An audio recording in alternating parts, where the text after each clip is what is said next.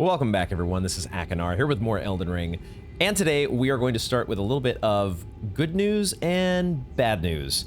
And I guess we'll start with the bad news. Unfortunately, for the first time, I think since starting the channel, I have lost some footage due to a video card crash. The good news is that really nothing was happening, so you didn't miss anything. Why don't I try to give you a quick summary of what you did miss. Last time I sat down to record, I started here in Schiefer River, where we had left off last time, thinking that, well, we've got this platform or plateau up here that needs to be explored. We've got this potential platform out here that has a Crucible Knight and a piece of loot, and we've got two sending gates still to explore. Maybe those sending gates lead to those two places. And maybe, well, not maybe, but there was also an elevator that was locked by two stone sword keys that we needed to explore. And so there seemed to be so much left to do, so much left yet to check out here in Schiefer River. So I jumped into this sending gate and quickly learned that, well, as I'm sure you all know, this sending gate just takes you over here to the other side of the map, which is really not that far. So it kind of is a little weird, actually. Like, why did we need sending gates to go from this point to this point? I don't know. It's not really that big of a zone.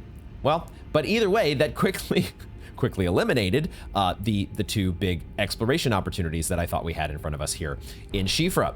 So the next thing is that I did notice in my recording, in my footage, that there was a piece of loot that I had failed to notice that was out over here on this this ledge next to the structure, and there was actually a stone sword key over there. So I picked up a stone sword key, and then thought, well, of course, now I already had plenty of stone sword keys to begin with, but it's so fitting that, you know, now that we have, the game just gave us another stone sword key, that we should go ahead and check out this elevator. And actually, before even going up the elevator, I sort of thought, well, okay, now that we're done with Schiefer, we basically have nothing else to do.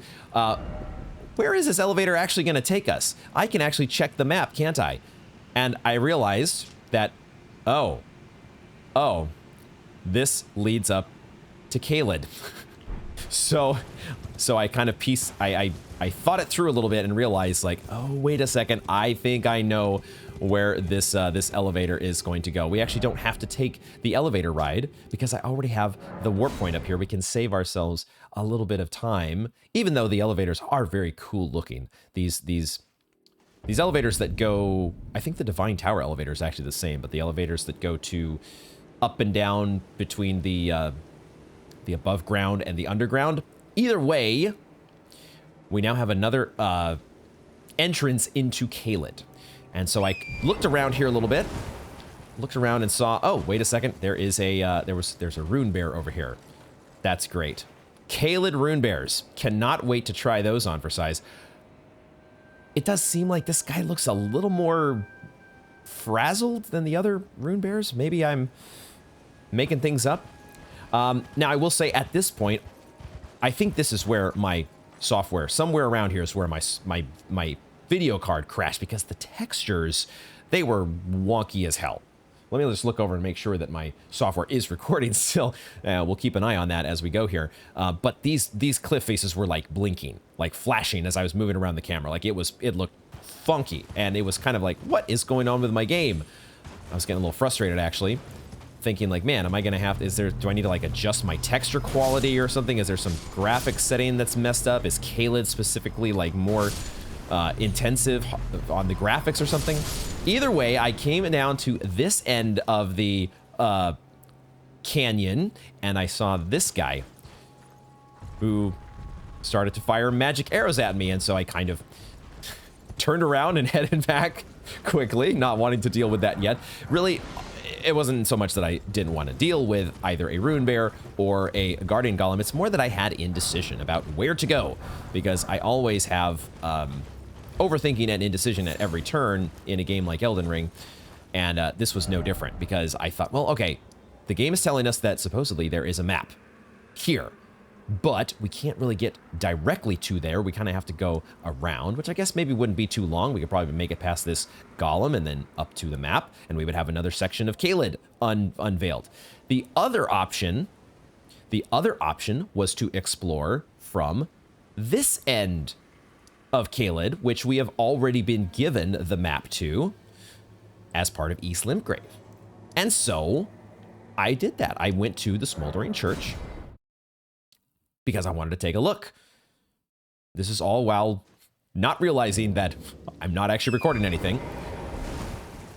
But I came over here and made it over this smoldering wall, which I thought there was going to be. I did kill the zombie dogs as well, but I thought there was going to be something. I don't know. I thought I was going to be attacked or ambushed or something going over this wall, and it turns out that doesn't happen. But you are greeted instead with this fantastic view, aka the Rot View. We are here at the Rot View balcony, which I have been to before, as you would have seen there on the map, and the Site of Grace that I had previously unlocked. But this is pretty much where all that I did. I came here to the Rot View and I checked out these lovely guys. Look at that face. Just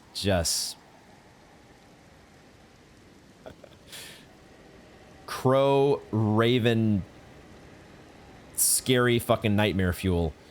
Just can't wait to take those guys on. And of course there's multiple of them. Great. I would expect nothing less from Caelid. When you really take a close look at everything that's going on here, like this. Sorry for the I think it is tryptophobia, right? The fear of the little pockmarks and stuff like that. Oh, there's another one down here I hadn't noticed. But the rotted fungi. I did see just now that there is another opening for a stone sword key that's right down here. Some ruins to check out. So there are some. I also see there's a fort over here that is on our map. I don't need the telescope. There is a fort down here that I think I had seen before. And I was also reminded, what I ended up doing was I ended up doing some backtracking. And we'll get to some of that backtracking that I did here. So I didn't end up recording a full session. I was kind of thrown off, honestly. The fact that what I thought was a graphics error and all the textures, like this area here in particular, it looks normal now, obviously. But let me tell you, the entire landscape was like blinking. The textures and the polygons looked like they were blinking in and out of existence. It just looked terrible. But I think it's just because we had a video card crash, and which also affected my recording. So anyway, the long and short of it, or really the short of it, is that nothing happened. I went into the shack over here, and I killed some of these guys. And I killed some oozes. And I found an arteria leaf that was over here on somewhere up there on the hill, I think. And then I went down over to the south a little bit, and I found some golden runes in a graveyard. Like, I was just looking around, doing nothing. And that's basically all that happened. So you haven't missed a gosh darn thing. What I was really still debating when I decided to kind of like close up shop for the day, when I realized that my recording had not happened and that I really hadn't made any progress whatsoever, I decided, well, let me think about my options. Because my options, I'll just kind of recount what I was thinking through. Caelid is one option, right? We could make our way into Caelid. We have this open mystery with the jail tunnel and Alexander. We really want to find a way to get him safe passage to, I think here, I think this is where he's trying to go, just because I saw a giant jar that was outside. That's my wild stab at where I think Alexander is going. We also have Liurnia. We also have, the whole situation with Rhea Lucaria trying to get to Renala, the arcane egg that she so desperately clutches, and the ability to respec our attribute points. That's very exciting to think about. And then another thing that we have is we have this. We've now been given a sampling or a quick preview of the Royal Capital. We've been in Leyendell, technically. Very briefly. We're not allowed to go very far, but we've been given a taste. And my mind has gone back once again to the words from the finger reader crone and talking about this secret passage. Your feet. Or the coward's passage, I think is what it's called. What a pity it is to be without the right. All you can do is stand at a loss, without even the half-crescents that wish to be whole. Before the unmoving, unfeeling grand lift ahead.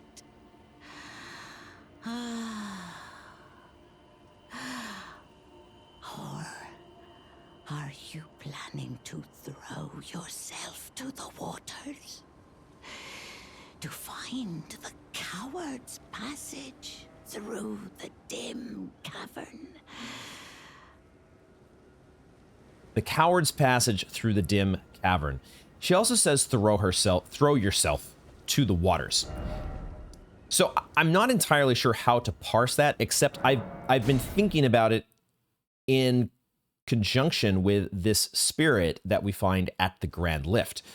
The words, first of all, the spirit itself is kind of looking in this direction. If we look here, kind of looking in the direction of this ruin-strewn precipice.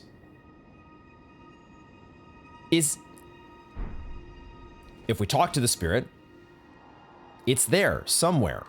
Another path leading back to the foot of the Erd tree. An ancient tunnel. An ancient tunnel. Is that a dim cavern? Is that the coward's passage? We've seen other spirits that have been hints, right? The spirit that we had last time, right? That led us to the Tower of Return and the transporter trap that takes you back to the Divine Bridge.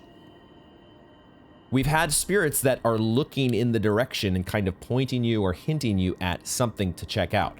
And so while one way to get into the capital would certainly be this Grand Lift and getting that other half crescent at the fort somewhere in Caelid, there might be another way to get in. And I think that's what I want to investigate. That is our third option here. Caelid, Liurnia and Rhea Lucaria, and the Ruin-Strewn Precipice. Because this could lead to the capital. It could also lead here to the west and this whole area, which I think is where Ronnie is supposed to be. We've been told that there is a manor that is like north of Rhea Lucaria, and I think that is this area here. So maybe that's where the Ruin-Strewn Precipice goes, but I kind of want to find out. I want to make a little bit of inroads into this spot and see what we find. So I think that's where we're going to focus for today once we finish up our bit of housekeeping here. Let's go back to the round table hold, and I have a handful of runes to spend, which, as I was doing some off-camera backtracking instead of recording a full session like I had originally planned, one of the places I came was back to the finger reader and realized, hey, we have some boss soul options here, which I had known about, of course, but I had not looked at them in a while, and I remembered that, oh, the reason we didn't get this grafted dragon before, I think I had kind of ruled out the Axe of Godric in my mind because I didn't see our build going to 22 dexterity, although we are only 4 points away from it. So, I don't know. It's not completely out of the realm, but even if we wanted, this is the thing, is we have mausoleums. So if there was some world where I might theoretically play with this Axe of Godric, I don't think it's going to happen, but the game does give you the option. Where I went back to review the dialogue message from the mausoleums, and we do get the option to draw out power from a boss soul or a remembrance, even if you have already drawn out the power. You get to do it again. So I think we're going to pick up this grafted dragon and see what it's all about. I don't know that we're going to upgrade it or even use it necessarily, but it's a boss soul option that we could cash in the remembrance of the grafted for whatever, 20k souls or whatever it is. I don't know how many souls it would give you or runes, but it's more fun to collect the boss soul weapons, isn't it?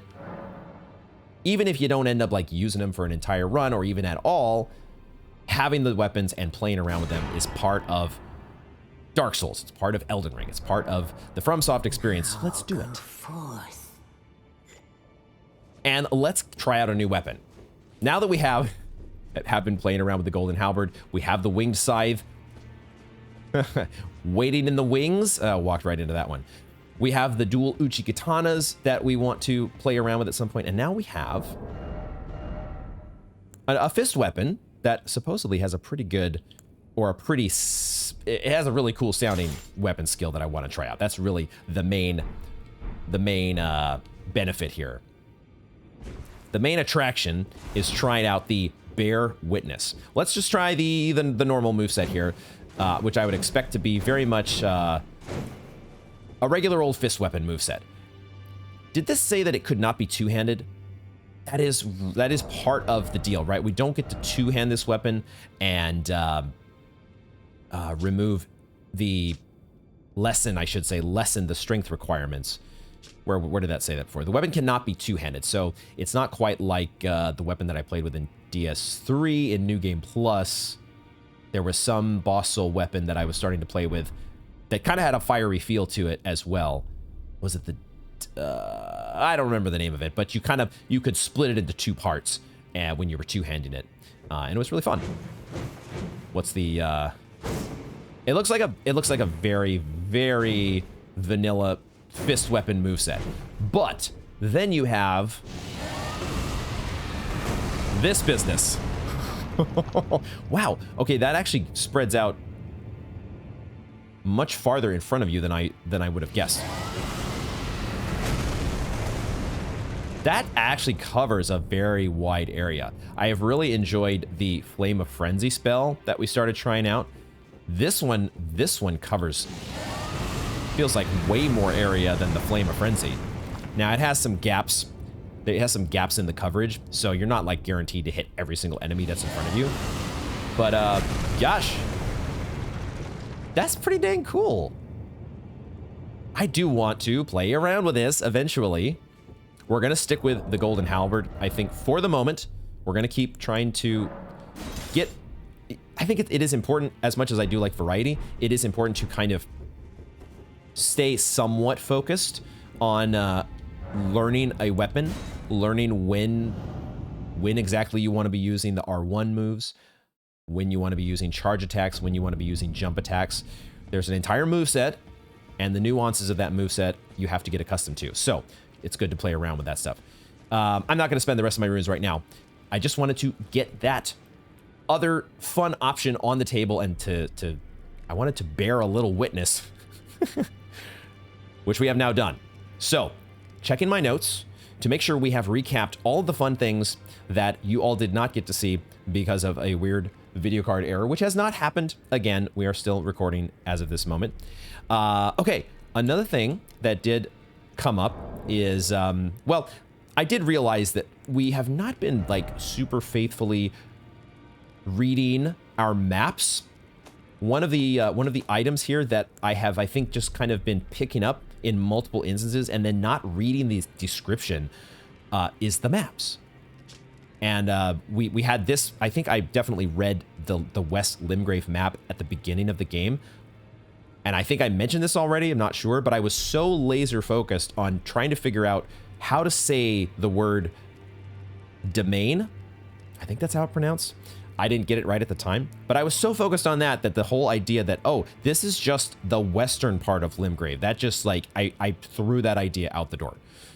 Because I was like, how do I pronounce this one word? And the idea that, wait a second, you might want to think about there being an East Limgrave. Totally forgot about that. But anyway, that's the nature of a blind playthrough and part of the flavor of my unique experience. I do think we read this. This text does seem familiar, but I'm not sure that we checked out these other ones. Let's just quickly look at them. The peninsula, the Weeping Peninsula to Limgrave's south is named for its unceasing rainfall. Redolent of lament. We've certainly seen a fair amount of lament and weeping in the Weeping Peninsula. Did we read East Liurnia? I think we did read this one. Anxious to check out West Liurnia eventually. But I'm not sure we read the Shifra River map. Two great rivers flow beneath the lands between, the Shifra and the Ainzel. Who knows if I'm pronouncing that right? This could be, again, some Irish or other Old English word that just makes no sense. I'm going to say Ainzel. This vast region is said to be the grave of civilizations that flourished before the Erd Tree. It's not very much detail, like so many item descriptions, but they give you just enough. There's enough there to be like, there is so much potentially that lies between the lines of the grave of civilizations that flourished before the Erd Tree. So there was an entire age, just like the cycle between the Age of Fire and the Age of Dark. A similar sort of cycle or something of that nature seems to be at play in the lands between. Okay, Shifra and Ainzel. I think at some point, another thing that I had noticed in the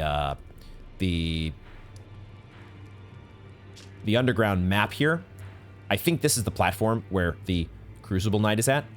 And I finally realized, wait a second, there's a path.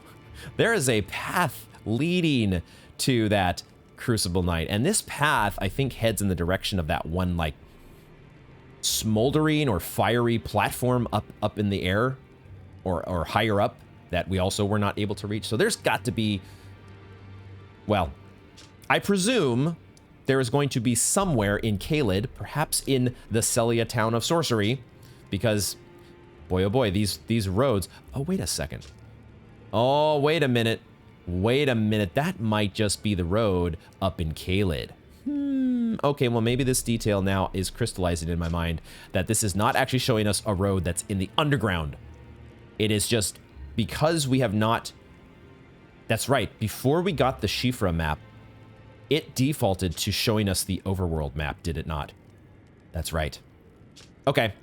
Well, one way or the other, we can't get to this Crucible Knight platform. There's some other way that we don't... Or at least I don't know yet, because I didn't find it here. Maybe I missed it.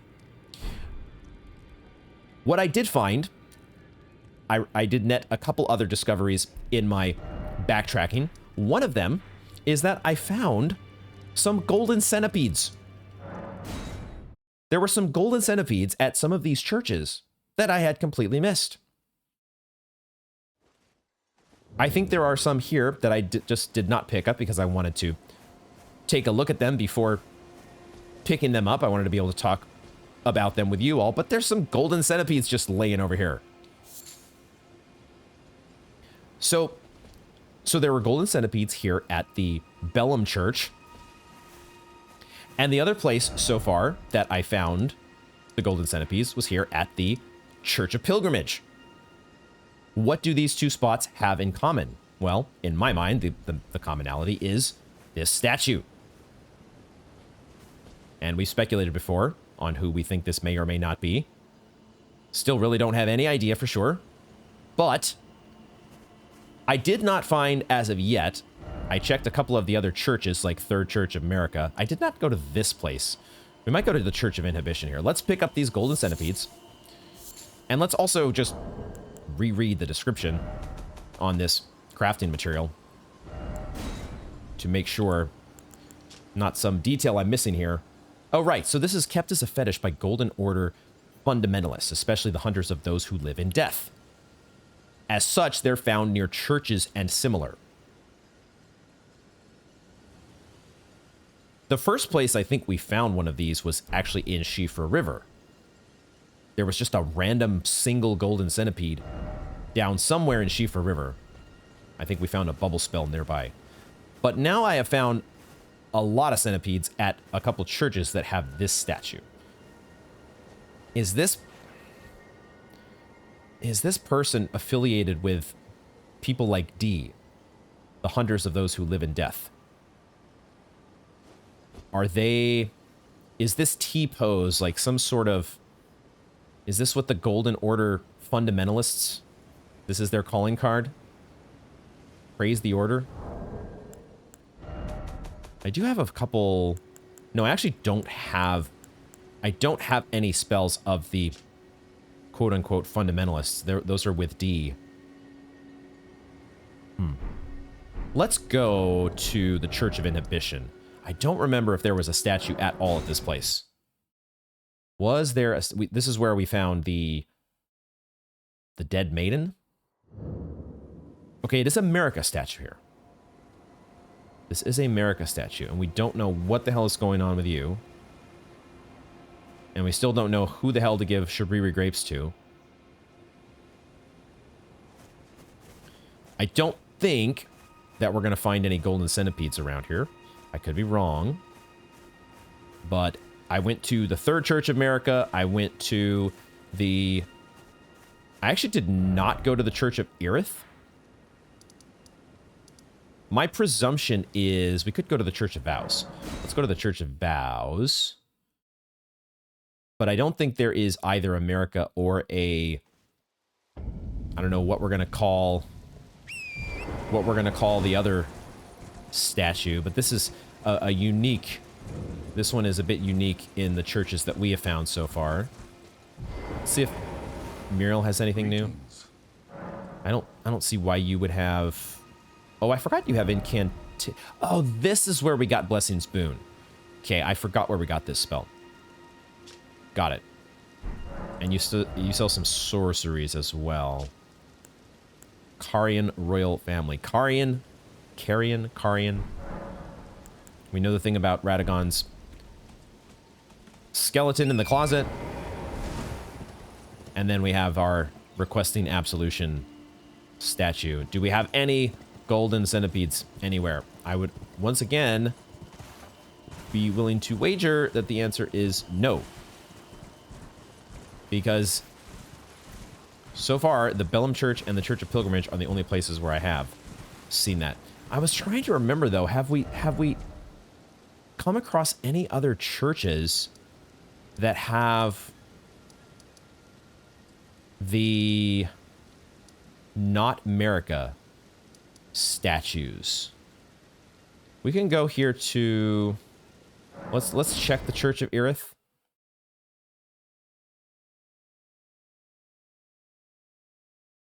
We know that there is the Third Church of America, and we know there is the Fourth Church of America.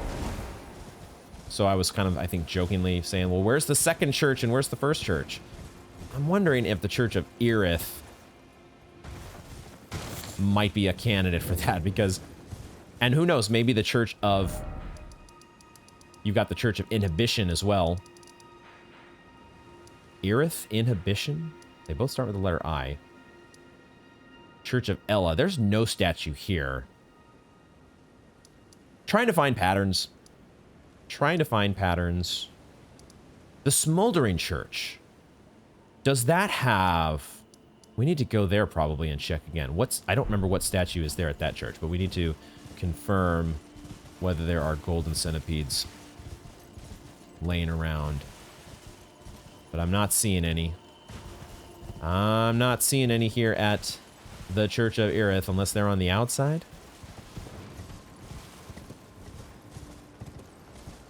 I don't think so.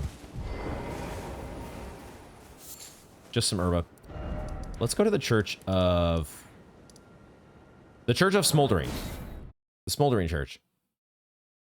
I do not remember seeing golden centipedes here, but I also don't remember... There is no statue. Or the statue has been torn down. I know we found some cookbooks here. Although even that, I don't necessarily remember exactly what cookbooks we got. Don't see golden centipedes. All right. So we have, I think, only seen the two churches, the Bellum Church and the Church of Pilgrimage so far, where we have the Not America statue. So, in the process of going from church to church, and also feeling like I had probably missed something in the Weeping Peninsula. I mean, I feel like I have probably missed things everywhere.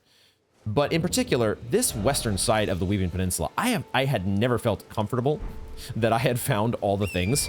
It just, I don't know, I was not able to properly segment this area, each time that I went through it, it felt like there was something that was pulling me in a direction that was keeping me from being like meticulously thorough in the way that I normally try to be. It's tricky in a game like Elden Ring like this. There's so many diverging paths that can sneak up on you. But in this case, I did come back to the Weeping Peninsula. I actually, I came from, what is it, the Tombsword side, and as I was riding across in this direction, I realized that there was a section of the map that I had not thoroughly examined. And sure enough, down here, there is, somewhere down here, a cave entrance. I think there's also a barbarian down here that I haven't dealt with, roaming around somewhere. There he is. There he is. Let's do it. Well, I want to get my golden bow. I want to, give me a moment here to get set up, get prepared. I don't need it, but I just like looking cool. There's a bunch of Trina's lilies. I'll take those. And we'll take the wolf down, and then we will be ready to get onto the cave entrance. Now, I don't know that we're actually going to explore if this is like a tunnel. Well, can I actually get up this way? Do I actually need to fall down from above? Oh my god. Okay, I see. All right, we'll go around. We'll go around. Hold on, 1 second. At the very least, we're going to establish the foothold here, because I don't know that I'm going to want to explore this tunnel at the moment, but it will be something that we probably come back to. But I just completely overlooked this little spot the first time. So who knows what else we may have missed in going through, making our way through, not just the Weeping Peninsula, but Limgrave, Liurnia. This is why I do try my best.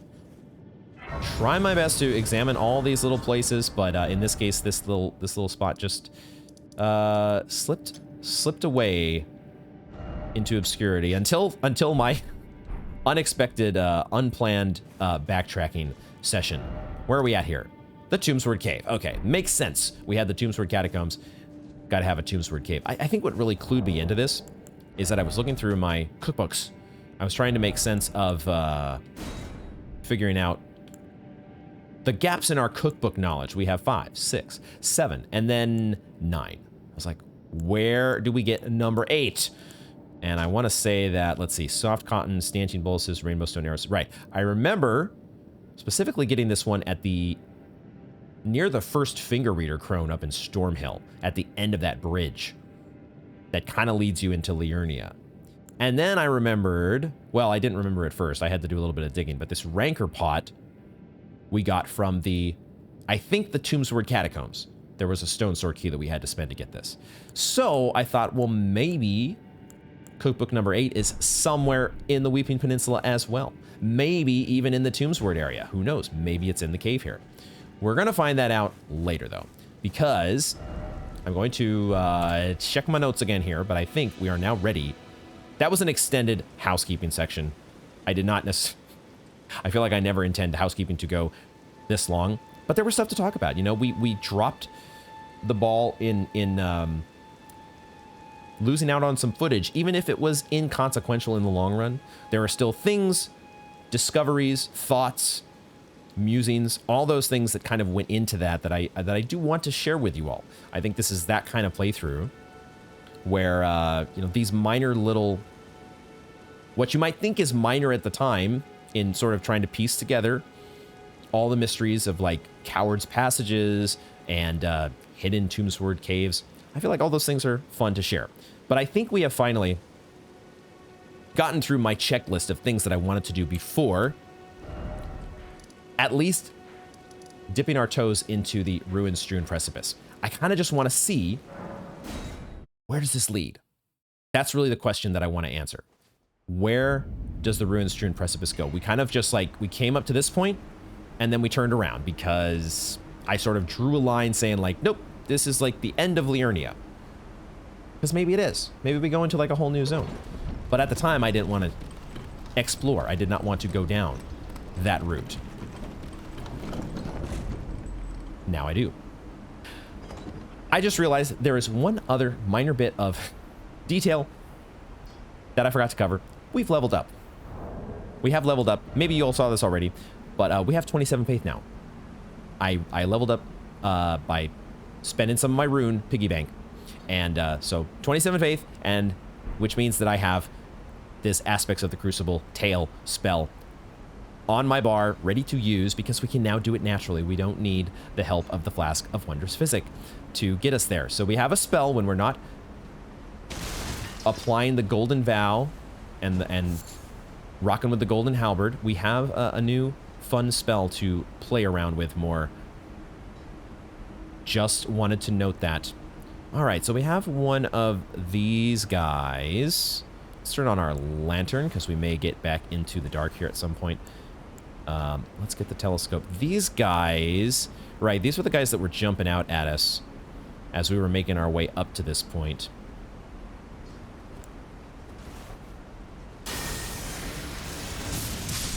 Okay, so we do one-shot them with, oh! That is a bat hanging out up there. I would not have noticed that if the camera lock hadn't spoiled it. Blame camera lock for avoiding a jump scare, probably. All right, Ruin-Strewn Precipice, here we go. This may or may not be where we spend the episode, but we're gonna at least devote some portion of the episode here. Let's how do we want to? I want to be able to do this. Oh, there's more of you. Because of course there's always more bats. Always more bats. Golden Rune 4? Oh, I think that was the loot on the ground. I was like, man, these bats drop Golden Rune. Wait a second. Wait a second. The bat did drop a Golden Rune 5. Never mind. Well, okay. Well, that might be a little bit of a sign as to where we're headed. We're definitely headed into an area that is higher than other... Well, let's not jump to conclusions. Holy shit. Hold on a moment. Let's chill out here before we start saying, like, this level's going to be too hard for us. It's because the enemies are dropping Golden Rune 5. Not so fast. One thing that I do know, though, is I'm hearing some clinking going on down below me, and I feel like there is a ledge that I want to drop down to, because I think there's a secret. Dude, I'm also hearing some singing. Very, very faintly just now, but I think I am hearing another one of those Bat Lady singers.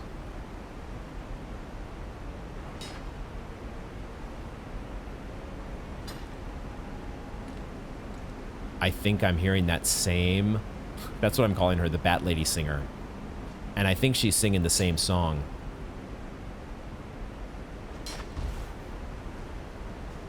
I knew I heard you down here. Not gonna blow up on me. Smithing Stone 4.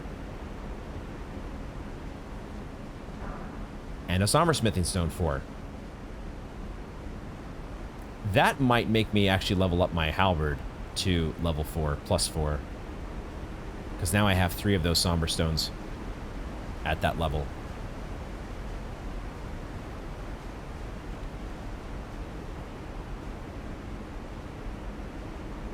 I definitely heard some singing, but it was kind of coming from this direction. Let's see if we can get around there. Oh, there is a ladder that goes up.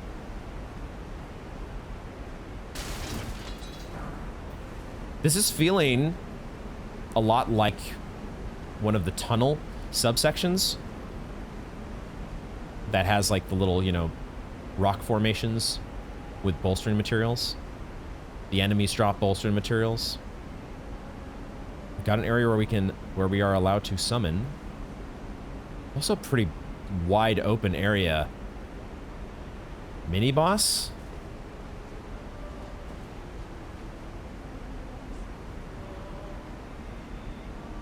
I hear you.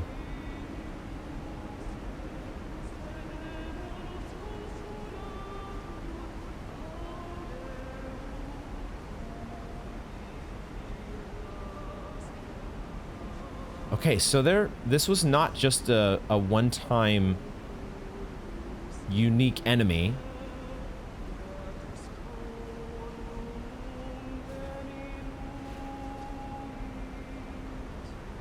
And it does look like she's dressed similarly to the other one. Can't quite see if it's exactly the same headdress, but it looks similar. And it does sound like the same song. I have been told by my sister, one of my trusted advisors, that somebody did leave a comment that was translating the lyrics. But I have not checked that out yet. This might be a good time to take a little moment and look that up. Okay, it looks like there might have been more than one person that has posted this. So I'm checking the first comment that I was able to find here that has lyrics. I don't if there are slight differences in people's, I don't know if there are different versions of this or not, but the one I'm checking, the comment that I'm checking here has the following as the lyrics. Alas, that land once blessed now has diminished. We, destined to be mothers, now become tarnished. We have lamented and we have shed tears, but no one consoles us. Golden One, at whom were you angry?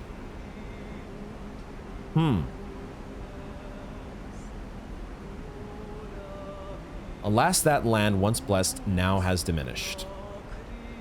We destined to be mothers now become tarnished. Lamented and shed tears, no one consoles us. Golden One, at whom were you angry? That's really cool. I don't know exactly what to make of it. Gonna have to think that one through. But thank you to the people who did post those lyrics. I think that, like I said before, is a feels like a reasonable compromise when I'm trying to minimize input from the outside and maintain the blind playthrough. But I feel like this is a nice exception to that adds flavor to the game. Still curious to know much more about what is going on with these enemies.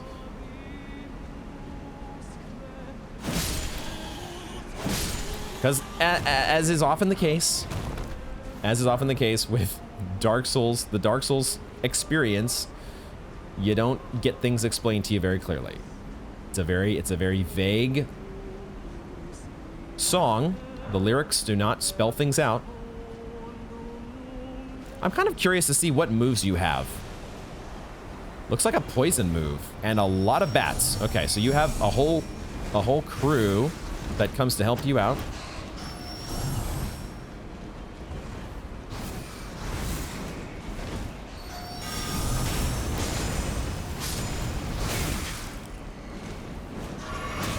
About to die here, potentially. So I didn't poise through that attack.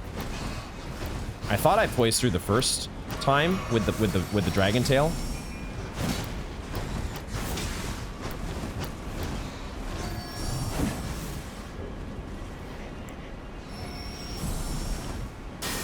We're just gonna focus on lightning bolts here, because I know that the lightning bolts kill you all. Well, not an uncharged one, apparently.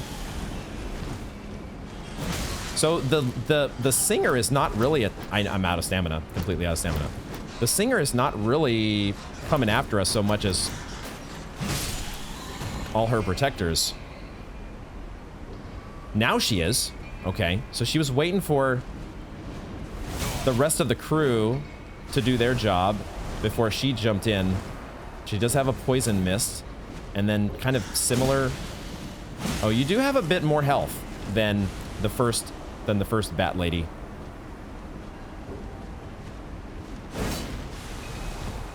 She really likes that poison mist move. And she maybe knows that she's playing against Akinar, who hates poison mist. Golden Rune 6. I think the other one also dropped a Golden Rune 6. We're not able to get Torrent here, which does kind of back up the feeling of this place. This feels like, oh, I missed an item over there. How the hell do I get that? This place very much has the feel of a tunnel that's outdoors. So what does that mean? What does that mean? I want to figure out how to get this loot, though. It could also mean that we're not actually... Well, I was thinking we're not actually making our way through to another zone by going this way. This could just be its own self-contained little cave. Dude, how in the hell do I need to... So this ladder goes down to... We found the loot that was down below, correct? We did find that loot down there. And then... Was there a... Oh, here we go, here we go. Here we go, here we go. I found it. I found it. I was just... Tunnel vision was causing me to overlook the very... Well, eventually the very obvious stair-step set of rocks. We're good. We got there. I probably need to run again. There we go. And loot gets. Give me that Somber Smithing Stone level 3. Is that the end of the line here? I think so. I think so. So now we drop back down and we keep it going. All right, where are we at on flasks? We used a couple of our Estus flasks. So what we're gonna do is we'll wait till we get close to some enemies, and we'll get our we'll get our trickle heal going and drink a cerulean.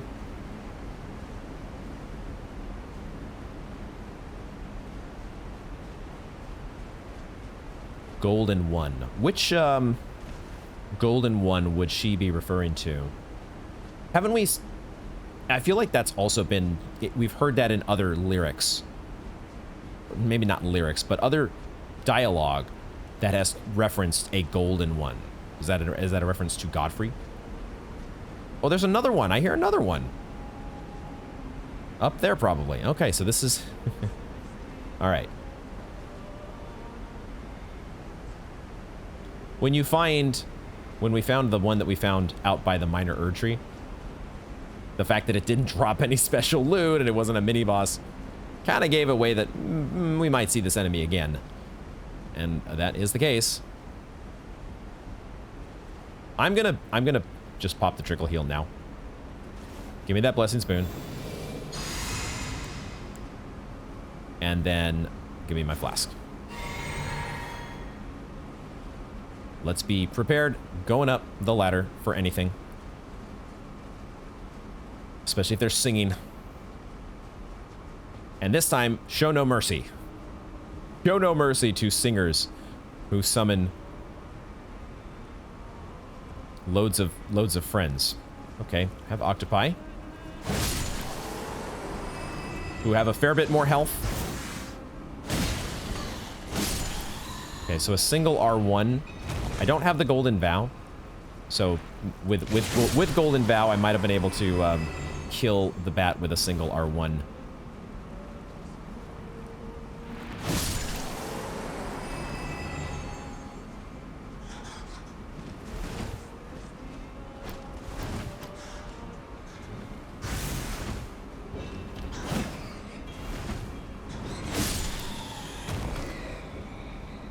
Trying my best not to get too unsettled by any particular enemy and yeet myself off the ledge. Hopefully we can avoid that fate.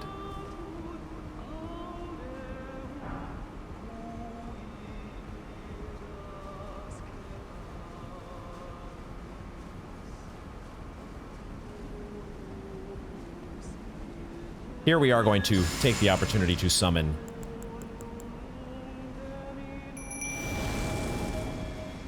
We are bringing the imp friends to the fight.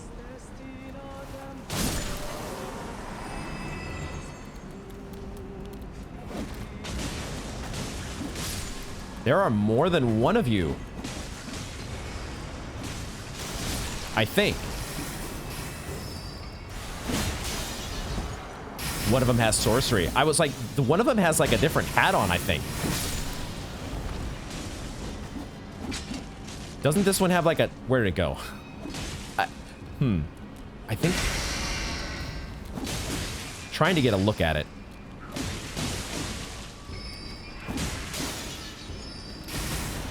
It's really hard to see. Maybe we should just kill it first. Ask questions later. The problem is it's going to go falling off the cliff.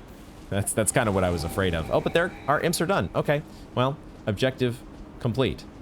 So there was a singer that had a bit of a different headdress there, which I would have liked to get a closer look at. That might have to wait for later. Maybe we'll see more. The sorcery wielding Bat Lady singers. That's a rune arc. I think that gets us up to 10. We came up this ladder, right? And then there, of course, was an elevator there, which maybe... Oh, there's another ladder here that leads to more stuff. Okay.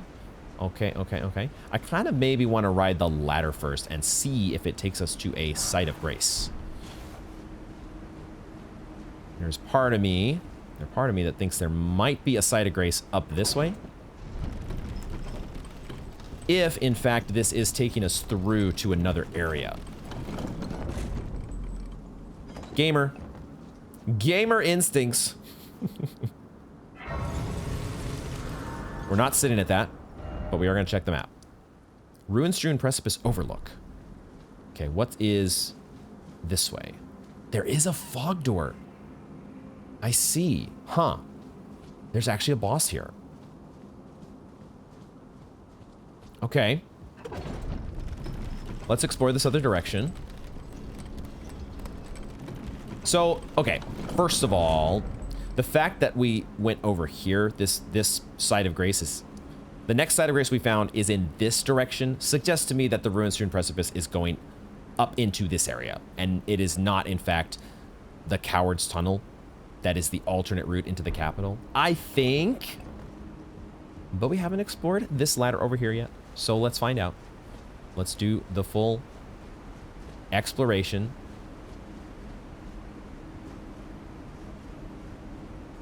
That is where we came up. Okay.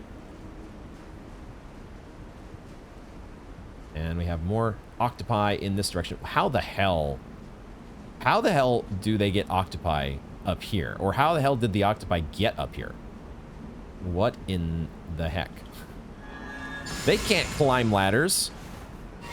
Or can they? Oh, shit. These are some highly developed octopi, apparently. Alright, there's going to be some bats ambushing from above, perhaps?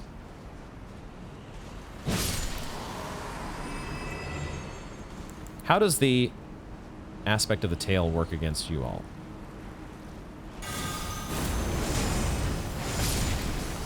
It works okay. One of the issues that I am seeing with the tail... Ow! One of the...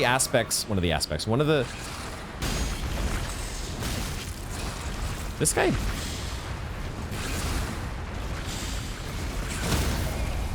Shut up.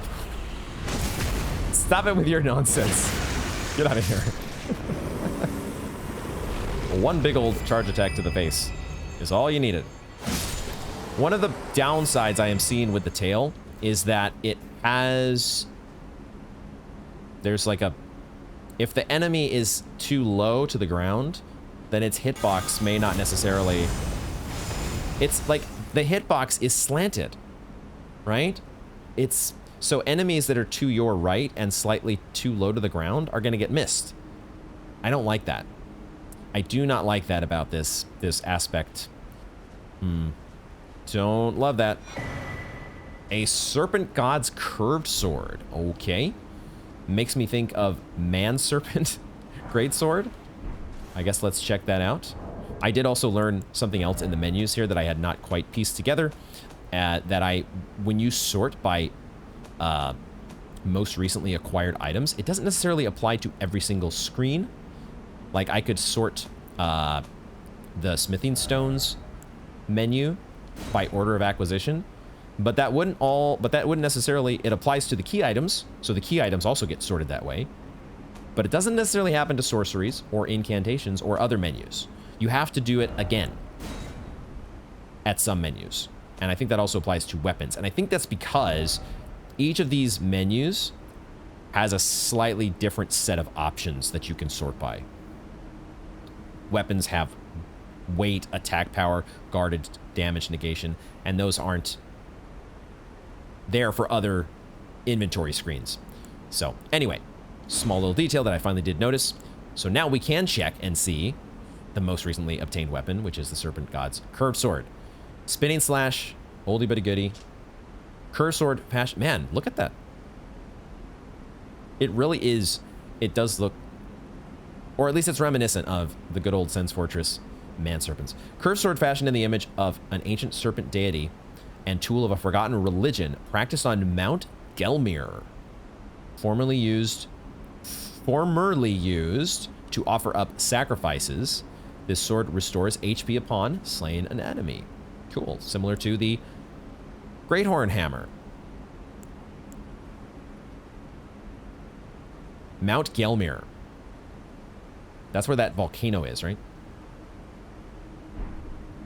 Don't remember who is supposed to be the demigod associated with Mount Gelmir. Trying to think back to my conversations with Gideon, which has been a while ago now. Huh. So we've got a boss. Do we want to give a try on this boss? I probably want to spend my runes. Because you always want to spend your runes before you take on a boss, if you can help it. Not the end of the world if we lose these 6k runes. But I think that's probably what we want to do. Okay, well, I think I have figured out where I'm going to spend my runes, because it turns out that the next upgrade for Lutel the Headless is almost exactly the same amount of runes that we have. So perfect. Let's upgrade Lutel. I think the reason that I kind of gravitate toward Lutel is just that her name is kind of like similar to Lucatiel. Not really, but it's like part of Lucatiel, just with the middle taken out. There's otherwise no relation to Lucatiel whatsoever. This is a completely different character, but I don't know. The name just resonated a little bit with me. Either way, we've spent our runes, and so now we get to go back and check out a boss, I guess. We'll see how difficult this boss is going to be. What's the quickest way to get to this warp point here? There it is. It's at the bottom of the Liurnia of the Lakes. We'll see, because if we did just go through an area where all of the bolstering materials and other things that we've picked up, golden runes and whatnot, they are at the more advanced end of what we have collected so far. Could suggest that this boss is going to be at the advanced end of difficulty, but who knows? We're pretty high level at this point, and we've been getting used to our build and other various things. So let's see what we've got. We'll drink our flask. We'll get our trickle heal going. And then we'll do our golden vow. And we'll see where we go from there. Let's traverse the mist. Oh boy, this is a big room. Do not immediately have a boss bar, but we have boss sounding music. What? Did we find a dragon? Magma Worm Makar. Whoa. All right. We have a worm. Sort of a dragon, and there's lots of lava everywhere. Okay. All right. This, similar to other fire-breathing bosses that we've seen before, you are spewing a path of lava everywhere in your wake, which we'll try our best to avoid, but I'm certainly going to get singed at some point here. Trying to get some headshots. Now, let's try Lightning Spear and see how this works. Actually, not that good. Not that great. The Golden Vow is actually or our halberd is doing a fair bit more damage.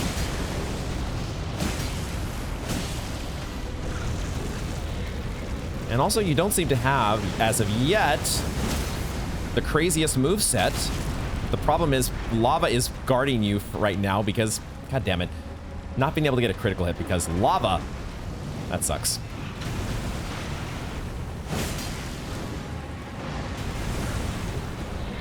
No, oh my god, he's got a big fire sword. There's a big old fire sword, holy shit. Okay, all right. All right, I get it. I get it, I get it, I get it. Holy shit. I just needed a moment. Just needed a second to heal. Magma Worm Makar. He's a cool looking dude. We can make some adjustments to our build. We can figure some things out here that will maybe make our lives a little bit easier. Do we have a fire protection spell? We do, don't we? We can add fire protection to our list of spells and stuff that we want to. We can also change our flasks. If we are sticking with the golden halberd, then we probably want to do a similar thing that we had before, right? We'll go 8-1 for now, because there may be some spells that I want to mix in. The lightning bolt, lightning spear was not really super effective. What would potentially be effective? Maybe frenzied burst. We could try. We could try aspect of the tail as well. I don't know. This guy at least has a much bigger hitbox. It might be worth trying the Crucible, because even though it has like a slanted attack animation, it probably is going to hit him no matter what.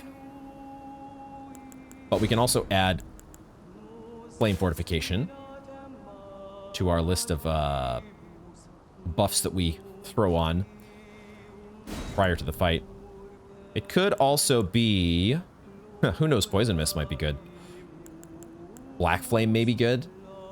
Black Flame, is that like a counter to regular flame enemies? Do I like the Wondrous Physic that we've got? Probably, yeah. Holy damage can also apply to our tail attack. I think this is a good Flask of Wondrous Physic. I think that is a pretty good little set of tweaks. So let's roll with that. We have holy water pots as well. Let's, do we need to craft more of those? We don't need to craft more of those. Just maybe if there's a little bit of chip damage that you need to get at the end, just throwing in that one holy water pot might be just what the doctor ordered.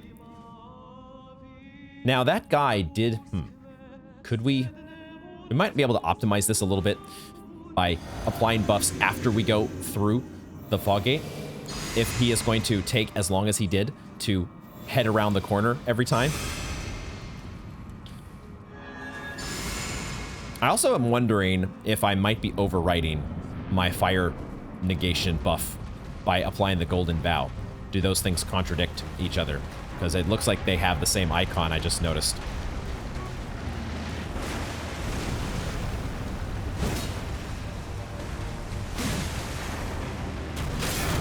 Whoa, that did way more damage than I thought.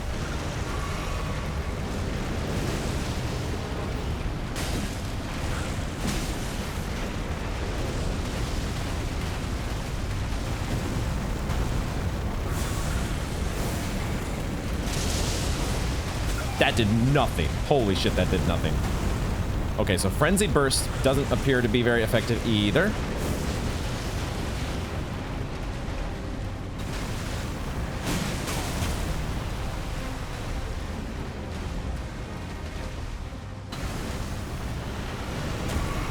He has he dragged the sword back there, which reminds me a little bit of the Dragonkin soldier and a lot of his attacks where he kind of would swipe at you and then come with like a counter.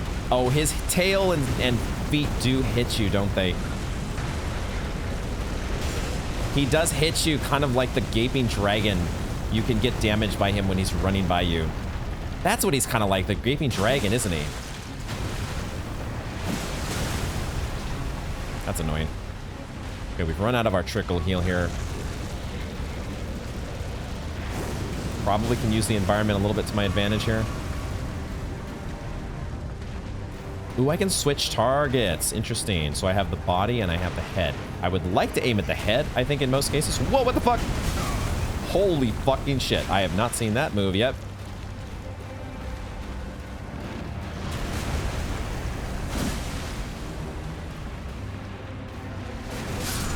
Okay.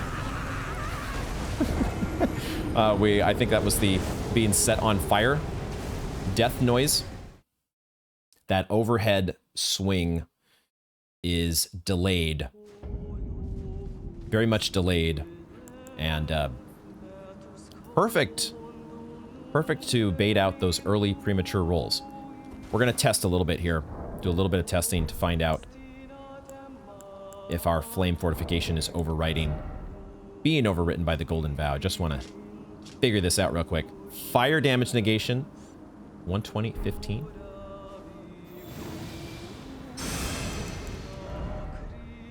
$120, 44. Goes from 15 to 44.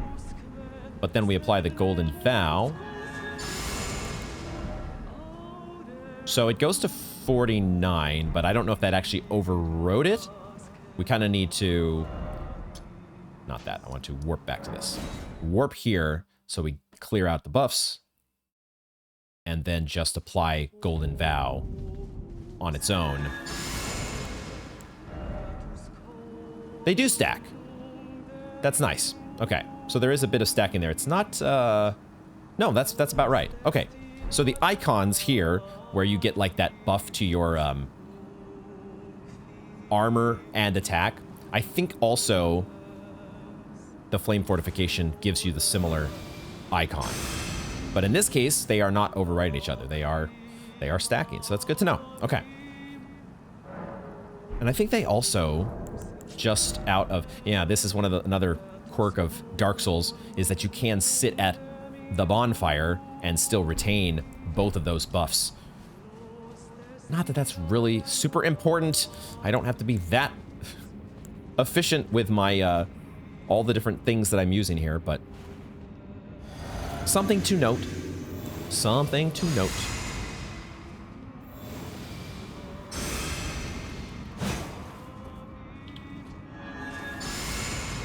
Alrighty, let's try this again.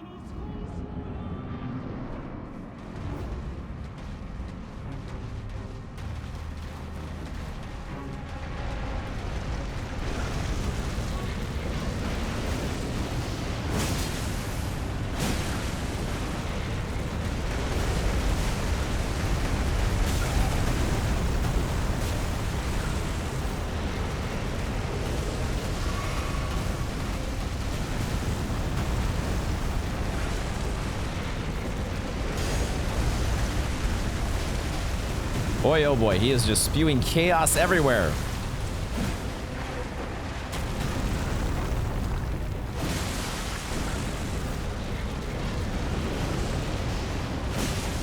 Would like to get as many head hits as possible. That is the ideal here. Jump head hits exactly is what I was going for. That was the formula that I was trying to implement. Okay, that was a nice bit of damage. No hitbox there? Or was I just missing?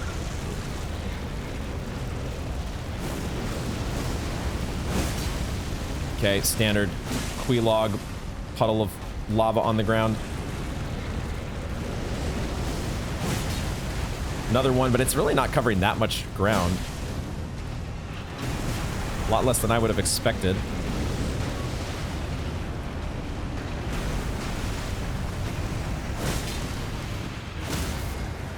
Yes. Yes, yes, yes, yes, yes. Please don't let there be too much lava on the ground. Let's go. Let's go. Use that gold pickled foulfoot. Great enemy felled. Magma worm Makar. Oh my god, that was so many souls. That was a lot of runes. Okay. Out of my game, fire-breathing dork. Magma worm scale sword. And a dragon heart. That's kind of what I was hoping for. Dragon heart. Holy shit. Okay. That was fun. That was fun. And that was not Not the worst boss ever. We were definitely ready to go on that fight. Man, the Golden Halberd's pretty fun. I gotta admit, we have a lot of other options that we can potentially try with our build, but I do enjoy the Golden Halberd. I don't know if it specifically was causing more stance breaking there. We got 2 stance breaks during that fight. It could also be that I was just being aggressive, which sometimes I am not. Sometimes I am not as aggressive as I should be. This is Magma Worm Makar. Okay, there we go. 31k runes. We got to take down a boss. Cool. And then this, I assume, is going to lead... Well, it's not going to lead to the capital, I don't think. That is the ultimate conclusion here, that I don't think this is leading up to the capital. We'll see. We'll get another little preview here of exactly where it leads. As I try to kind of look for secrets, I'm not exactly paying the closest attention to potential elevator secrets here. I was more focused on getting my trickle heal going. Because anytime you head beyond the save point that the game just gave you after the boss, you're a little bit, just a little bit in danger. But I also kind of wanted to see what title card we might get. The Altus Plateau. Oh, not so fast. Maybe we are where I wanted to go. Because the Altus Plateau is supposed to be where the Erdtree is at, is it not? I want to do a little bird hunting though, because I just used a gold foulfoot, and I want to kill some birds. We're in a potentially, you know, the most momentous place in the game, but I am, you know, fixated on killing birds. There is the Erdtree.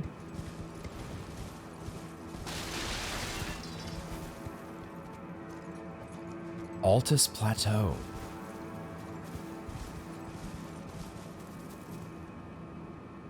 Huh. And I have noticed that we are no longer facing out in this direction. We are facing east. God damn it. We are facing eastward. And there's a site of grace here. Okay.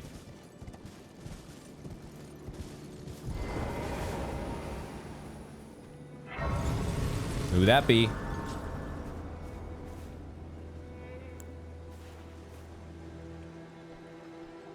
I'm listening to the music, as well as getting my telescope out to try to take a look at this guy.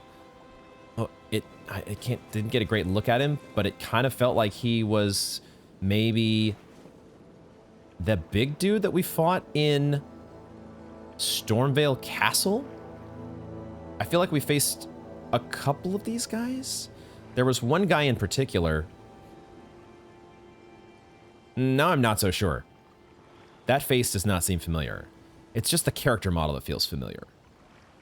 Kind of looks reminiscent to the big... Oh, there's another one up here, who maybe we can even get a better look at. I was mentioning that I was also listening to the music and wondering if it was the same music that we had heard when we got transported to the capital. So I wonder if we have found what I was looking for. Talk to Melina. We are at the abandoned coffin. I was kind of hoping we would get a talk to Melina. Let me just quickly check the map before I do that. It does have a ray of grace pointing toward the Erdtree, right?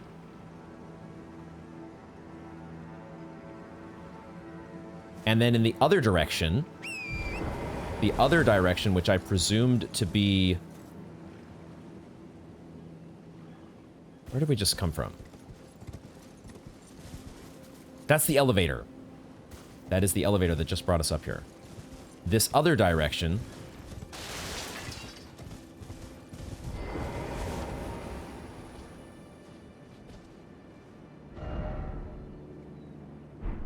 This, I think, might be the manor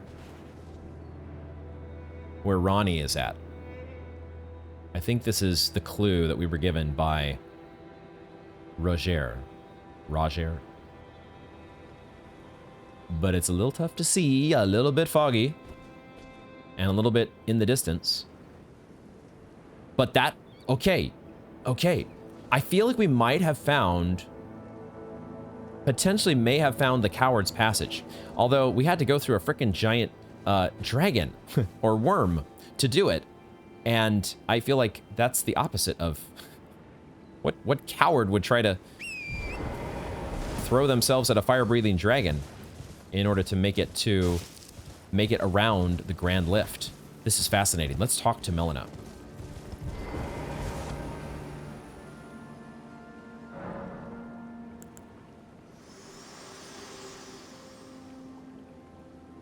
The Erd Tree is close, only a little further till the foot of the Erd Tree, and the accord is fulfilled. It takes me back.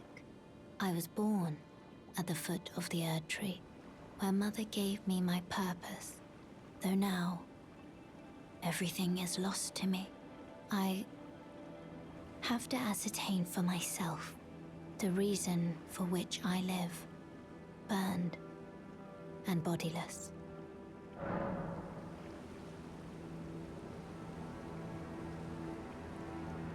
That very much, from what I remember, that very much coincides or coincides with the previous dialogue that we've seen from Melina, and I think also kind of summarizes what she has said before as I pull up her previous dialogue. But she has mentioned several things that she also reiterated there. The fact that her mother, inside the Erd Tree long ago, gave her her purpose. But she says, I'm searching for my purpose given to me by my mother, for the reason that I yet live, burned and bodiless. So I don't know that we really learned much new there, but I always have to look at that dialogue again to reabsorb things. Fully absorb things. But I love that we're getting new dialogue from Melina, and it kind of is, it's saying to me that we are on the path to get to the capital. We are on the path to get to the Erd Tree, and that's really how the game began, right? The game, let me look at the dialogue one more time here. From the very beginning of the game, she wanted to strike an accord with us. Let me see if I can find that here. Yeah, I offer you an accord. Have you heard of the Finger Maidens? They serve the two fingers, offering guidance and aid to the tarnished, but you, I'm afraid, are maidenless. I can play the role of maiden, turning runes to strength. To aid you in your search for the Elden Ring, you need only take me with you to the foot of the Erd Tree. This has kind of been our original mission, to take Melina to the foot of the Erd Tree. I am so freaking interested to do that. As much as I am also interested to check out Rhea Lucaria, and also very interested to check out Caelid and help Alexander. We have some very, very, very tempting paths, but I feel like the path forward here in the Altus. Let's see where this is on the Sites of Grace. So it is now listed past Liurnia of the Lakes, but still before Caelid. Caelid is listed to the right of both the Altus Plateau and Leyendell, the Royal Capital. It's an open world game. You don't necessarily have to do things. There's no in order per se, but I think you can definitely see that there are some areas of the game that tie more closely together or more sequentially than others.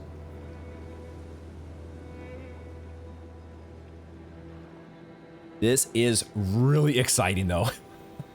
I don't know if I fully looked like it. I don't know if I fully had the reaction that that some of you may be hoping for. But holy shit, we are at I want to say the Atlas Plateau, but it's God damn it, I'm pressing the wrong buttons here. The Altus Plateau.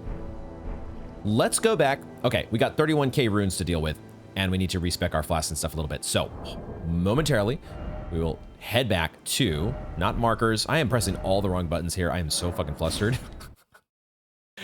Let me take a breath. 2 breaths in. 1 breath out. Relax. Let's gather ourselves here and think about what I want to do is I want to check in. I want to recheck the dialogue of Sir Gideon. Is that who I want to check? You. Because did he not have some... There was one of these guys, either Rykard or Morgott, I think, who was like close to the Altus Plateau. Greater Rykard is the lord of the volcano manor on Okay, Mount this is the Gelmir. volcano guy. He is a ruthless justiciar who commands a company of inquisitors. The volcano, Mount Gelmir, lies in the west of the Altus Plateau. Oh, in the The west. realm of the Erd Tree. Okay. It was the stage of the most appalling battle in the entirety of the Shattering. Rykard has committed the grave sin of blasphemy. Okay. And then Morgott The was... grace given is Lord of Leyndell, Oh. the capital city. Okay. It lies at the foot of the Erd Tree, in the east of the Altus Plateau. But the Two Fingers forbid us from venturing there, until we've acquired enough great runes to repair the Elden Ring. Let me see that one more time. Morgott the Grace Given is Lord of He's Leyndell, Lord of the Leyndell, capital okay. city. It lies at the Two Fingers until we've... Okay, so both of those are, sounds like within Altus Plateau. It sounds like there's going to be an Altus Plateau west and an Altus Plateau east. Let me check the map one more time. It is all the way up here. Have they given us a clue where the map is? I don't yet see. I guess way over here. We know that there's a map here. Maybe that's East Altus. East Altus Plateau. Although the Royal Capital may be just its own zone. There is a map way over here, but this may be for the... Maybe this is part of the Altus Plateau, though. The manor? This might all be connected. This Altus Plateau might be one big area, kind of like Limgrave, but it's just split into west and east. That could be a thing. Maybe we have been given our hints as to where to find the maps. Okay. Okay, how do we spend our runes? We're going to level up. We're going to level up... What? What? This is exciting. And it also makes me wonder if I should be doing any sort of NPC sweep. We can check in with Roger. Always good to see you, son. Okay, he probably would not progress until we did something involving Ronnie. Probably. D, surprisingly, has not progressed even with all the stuff that happened with the Beast Clergyman. He does have the... Yeah, okay, this is what I saw. This is what I remember seeing. The T-Pose. Golden Order Fundamentalists. The T-Pose is related to those guys. So whoever that statue is, maybe the leader or the founder of the Fundamentalists. Okay, let's level up. I apparently tried to sit down on this chair. Broke it. Our armor's too heavy. Definitely the armor and not anything else related to our personal physique. Level up. Vigor would be good. Mind would be good. Endurance would be good. And more faith wouldn't be bad either, because...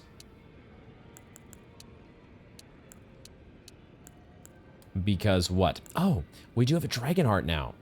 So potentially we might be able to add another incantation. So we might even want to consider arcane. let's quickly do that.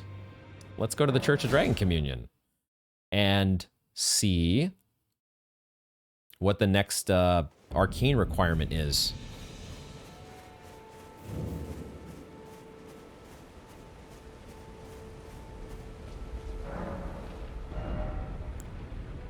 So we have Dragon Claw at only 13 arcane. And then we have Dragon Maw at 16. So one of these channels dragon to rend foes with Dragon Claws. Transforms caster into a dragon to tear through foes with Dragon Claws. Allows one follow-up attack. Incantation to those who've hunted dragons. So this is the easiest, most immediate one to get. But is it worth trying to hold out for the Dragon Maw? Transforms caster into a dragon to bite enemies before them.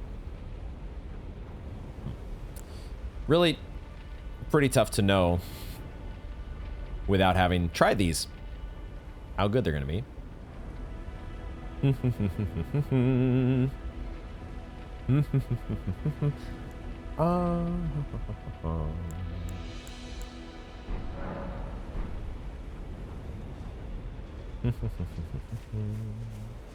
What do I want to do? What do I want to do?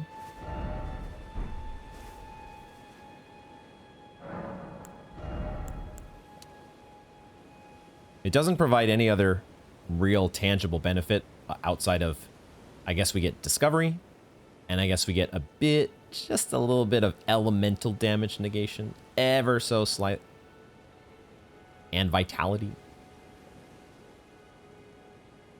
Always with these very marginal side benefits.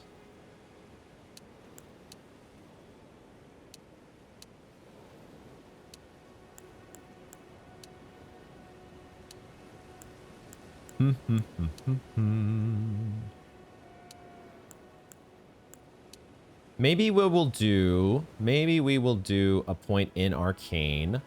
Because here's the thing. We know now there is a respec option. So throwing points into Arcane feels less punishing.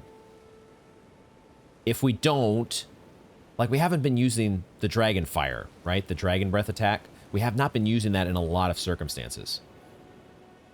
We may still pull it out here and there, but if I was going to look at ways to optimize the build, taking out those invested points into Arcane might be one avenue to go down. But we can do that now, eventually.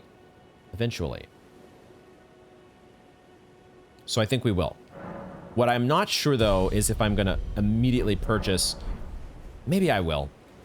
Maybe I will. We're going to get another Dragon Heart eventually, right? And I can't say that I'm like...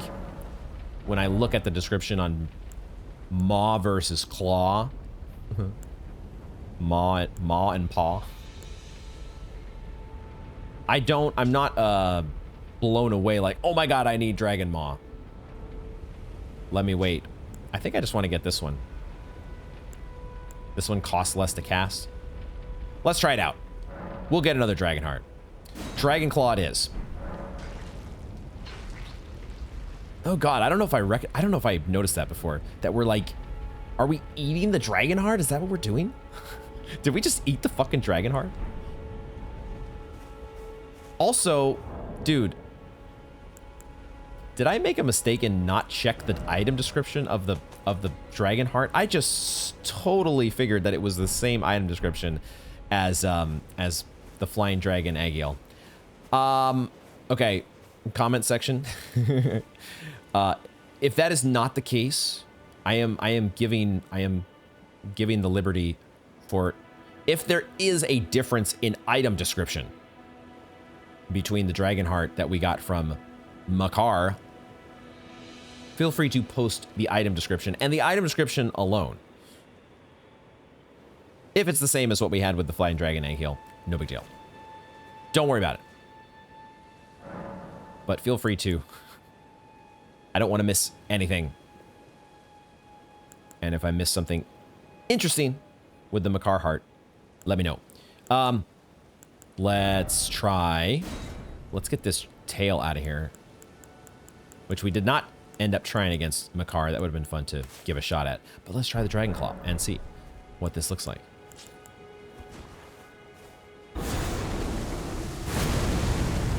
Okay. Wow, it like levitates us up in the air. Oh. Okay. Yeah, that's actually kind of sick. Big old dragon arm. Okay, now there is a follow-up attack we supposedly get, right? That does spend more FP.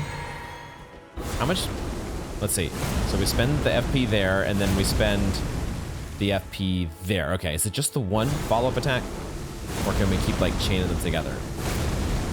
I think it's just the one. Okay. Okay, huh. I want to play around with that. That feels fun. That feels very fun. So let's leave that. Let's see. How do we want to? We want to reapportion our flasks. We want to go back to 5/4. And then we want to do what else with our spells? We can take this off. We don't need the flame fortification anymore. I do want to add back in.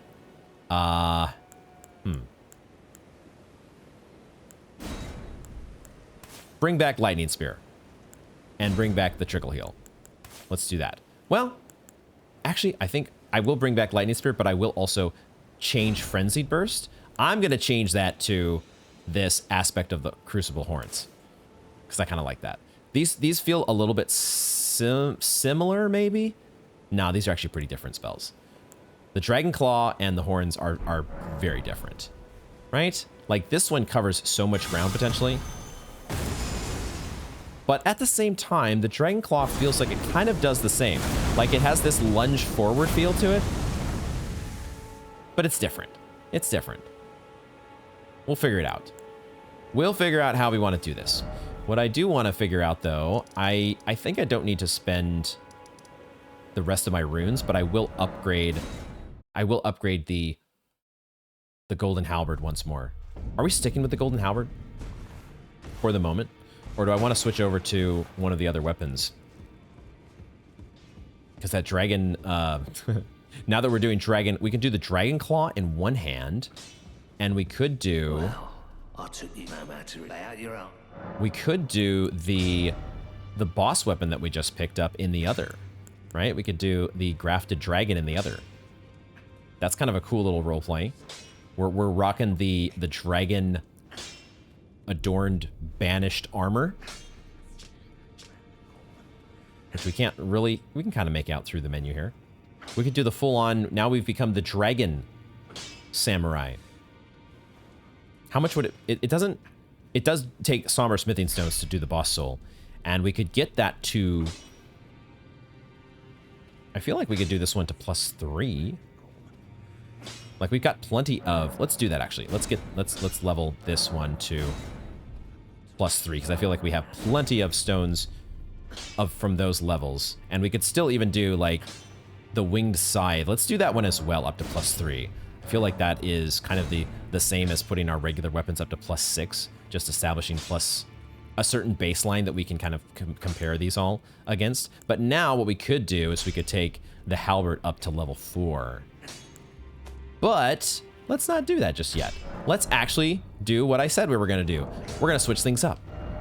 And we're going to do it in the middle of an episode, no less. Which I said before is one of the toughest things for me to do. Actually shift things around so drastically as we are doing it on the fly. But I kind of like this this dragon roleplay that we've got going on all of a sudden. I need to, I think, keep the Scar Seal equipped because the Claw does, or the Grafted Dragon does take 20 strength, so we need that to meet the strength requirement. What else do we could probably actually increase now that we've taken the halberd off. Well, I could do both. Potentially. Because this fist weapon only weighs 2.5. We could actually make both of these a reality, couldn't we? We could put the halberd back on. We might be slightly over. But I think we can reduce our weight a little bit. Let's sort this by weight. I feel like we might be able to... We can't reduce our... The fur leggings are already really light. We'd have to go... We might have to, instead of the Erdtree's Favor, we might have to switch to, like, the Arsenal Charm, aka Havel's. To really do both of those at the same time. So I think it might just make more sense to just de-equip this. And then that would allow us to actually put on, like, more...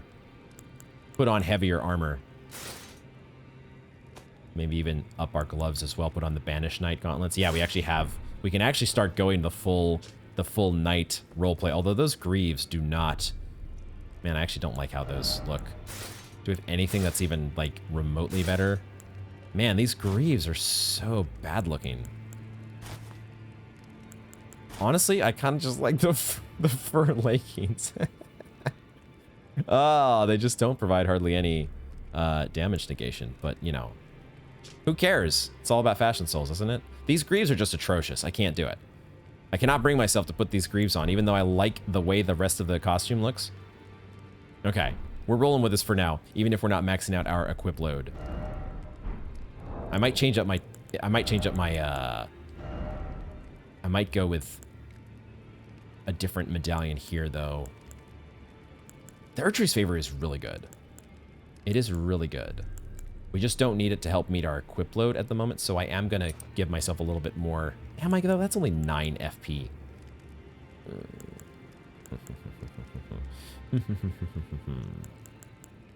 Could go Green Turtle Talisman. God damn it. I'm going to maximize my FP. This is not an efficient, or this is not an optimal build here, but I am scratching the itch to get more from my cerulean flasks. That's what we're doing. This episode is a little bit of a mess. Or at least in my mind it is. It probably is not coming off that way. Because we're in the frickin' Altus Plateau. We made it through the Ruin-Strewn Precipice. We took down the Magma Worm. And now we are here in the Altus Plateau, and we are ready to bring the fists, the Dragon Fist and the Fury. I have no idea if that's going to be even close to effective against these guys, but we're going to try. Let's turn on our lantern and start to explore. I think this is what we're doing, because I feel that out of all the options, the one that is most compelling to me,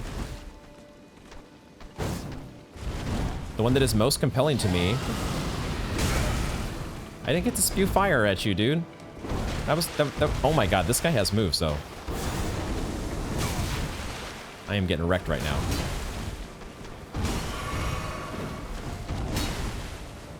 Now, what am I doing? I want to bear witness on your ass.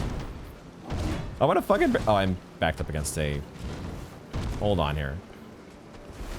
I want just fucking bear witness. Get over here. Get over here and let me bear witness. That did absolutely jack shit. Oh my god. That did nothing to you. That's much better. That is much better. It's still... You still are pretty tanky.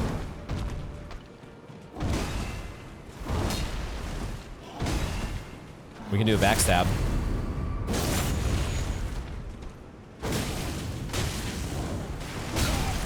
This is the thing about fist weapons, is they are going to be quick, but not do much in the way of like actual damage. So I could be completely gimping myself. I did like that Dragon Claw. I did like the Dragon Claw, but our little puny Dragon Fist weapon was not doing a super amount of damage. Which is probably to be expected when it comes to fist weapons. Okay, I don't think we want to be heading... I really want to be heading in the direction of the Erdtree. But I did want to grab this new crafting material that caught my eye. Altus Bloom.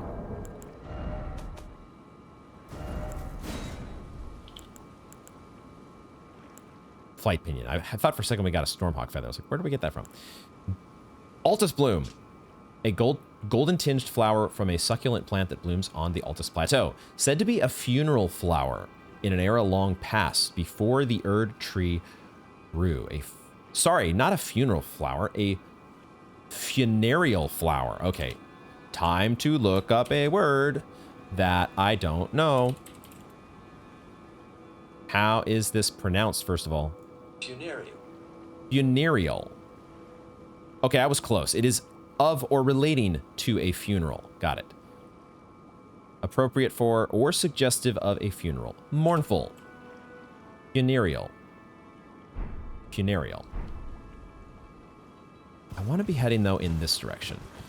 I'm just a little bit worried that guy kind of did kick our ass. So who knows? Maybe we are heading into an area that is going to be a little bit too tough for us, potentially. Let's get this... maybe let's take on... I was very disappointed at the damage that the fire... These guys are just pretty tanky, aren't they? I think that's what we're learning.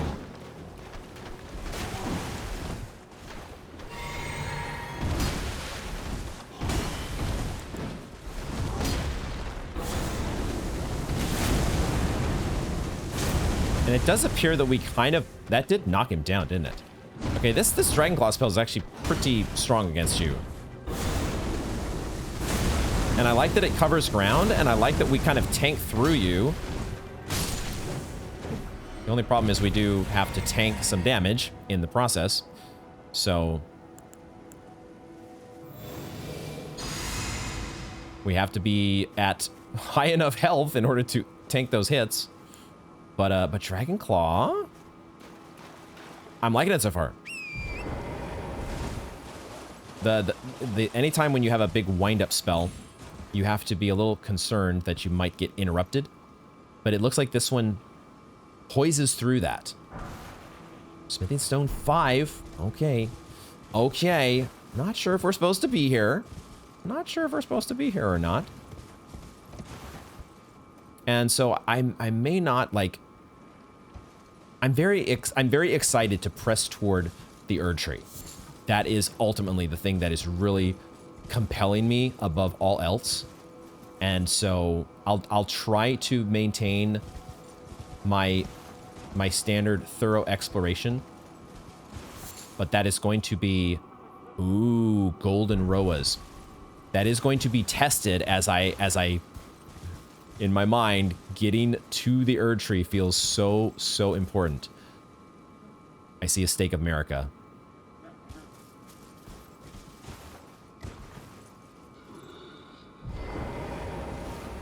Didn't we actually face these guys before in the catacombs?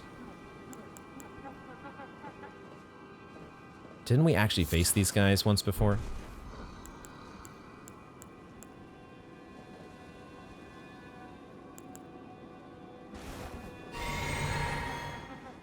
I think these were the guys that were in the catacombs, now that I think of it.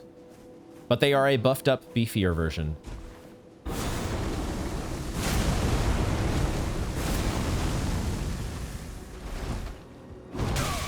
Yo, you can hit me through that?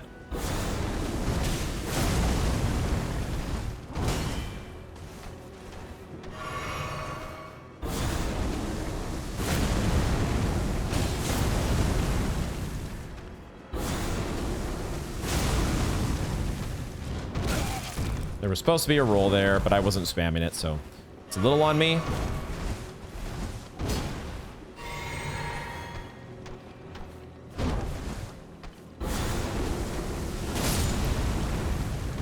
All right. We got an Omen Cleaver. We got their weapon. I went to item crafting. Oops.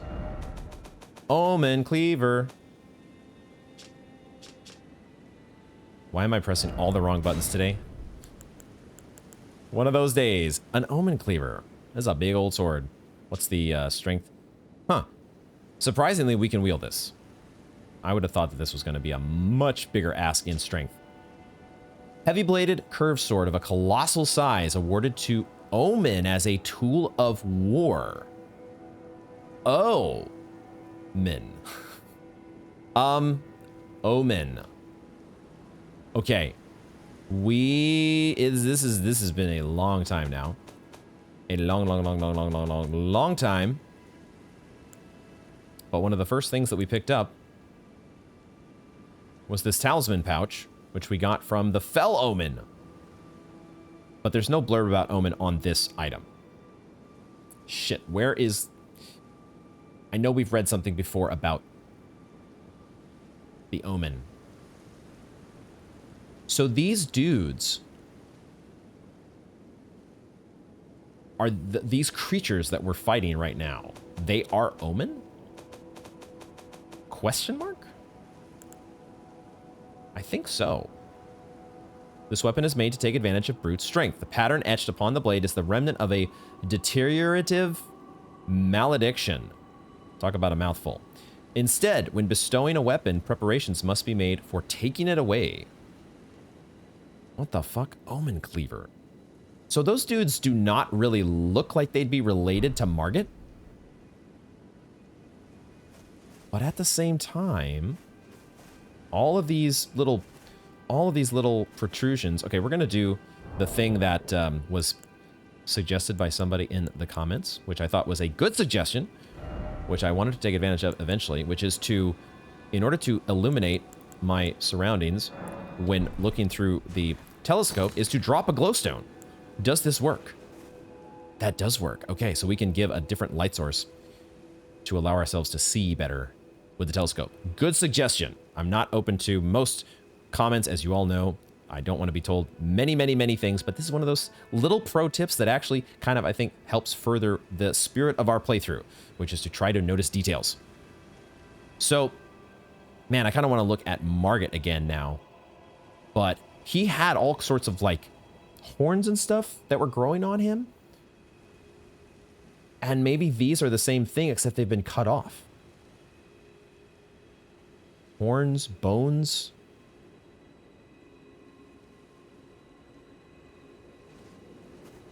I just would have never guessed that these guys would be related to Margit. But that is a really interesting detail to throw into the mix.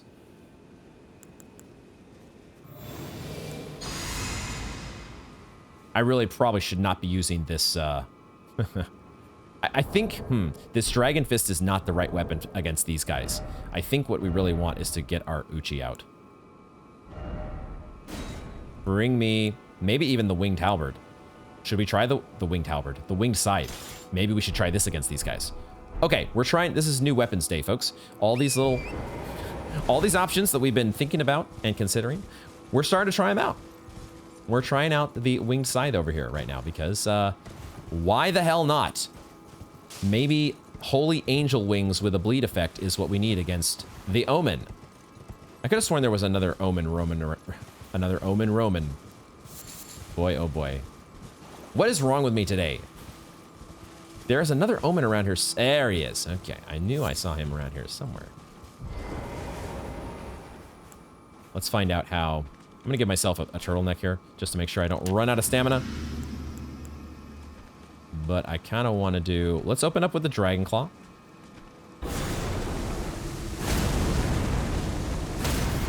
Oh! We don't recover quickly enough. We don't recover quickly enough. That was pretty good. And we've given him the Lloyd's Talisman. We've given him the Lloyd's Talisman effect. I mean, I say we don't... Ooh, that was a bleed. Okay, so we can get the bleed decently quickly against these guys. We're up to 9k runes, but I think we started at like 5k. Okay, I think the Wing Scythe is a much better option to be taking on the Omen. Holy shit.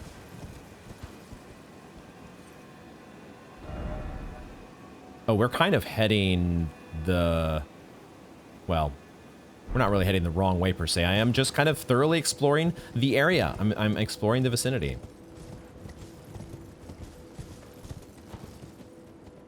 Here on the Altus Plateau. This could be a situation as we progress forward here. I may alter my approach where in the past I have been like, nope, we're gonna pick one area at a time and stick to that area until we have thoroughly exhausted it. That might not be how we progress from this point. We may jump around a bit. Because Maybe we'll spend a little time in the Altus Plateau. Maybe we'll spend a little time in Caelid. And maybe we'll spend some of our time in Liurnia, trying to get to Rea Lucaria. Oh, the placement of that site of grace. I had not noticed that until just this moment. Interesting. We'll see how we go here. Elden Ring is such an adventure, and it's continuing to unfold. So the approach that I take over time is also going to have to bob and weave and adjust to changing circumstances. Right, Golden Roa. I forgot to address that little discovery, because now we have the ability to craft some of these things like invigorating cured meat that we have been waiting so long to find the Golden Roas for. But these are now easily found near the Erd Tree. Very cool. And that so far it seems to be the case. We are easily finding them. Okay, so there's a lake area out here with a bunch of poison plants, question mark. I see some jellyfish. But this is heading to the west, which is not exactly where I want to go. That, supposedly, according to Gideon, is where we go to find Mount Gelmir and all that business. We want to stay, I think, heading in the direction of the Erd Tree. So we're gonna hang to the east while trying to thoroughly explore. There was a key item, I thought, over here. Well, a more notable item near a Stake of America. And we have found that, I think. And that's a golden row that we picked up. Ruler's Mask and Ruler's Robe. Okay. We have a mask that's similar to that, don't we? The Guardian Mask. Feels similar. Ruler's Mask. Mask in the image of a wizened sage. Customary dress among lords in a smaller nation. Increases faith. It does boost our faith by +1. Such a mask illustrates the qualities of an ideal lord, chiefly wise, and possessing a certain defanged geniality. One at the center of society often finds these qualities most expedient. He's not living out in the wilds with the barbarians. What is that marking on the forehead? That's kind of interesting. There's like an upside down. Oh, it's almost like the inside of a peace sign, like the peace logo. Sort of. Don't know if it has any significance. And I'm assuming that the robe, was it a robe that we found, I think? Oh, that's cool looking. Luxurious robe worn by lords in a smaller nation. Its fine blue mantle serves to prove its wearer's status. Does not boost faith, but interesting. We can combine the commoner's simple garb along with the ruler's mask. The commoner and the ruler joining forces to boost your faith by +2. Let's try it on for size, shall we?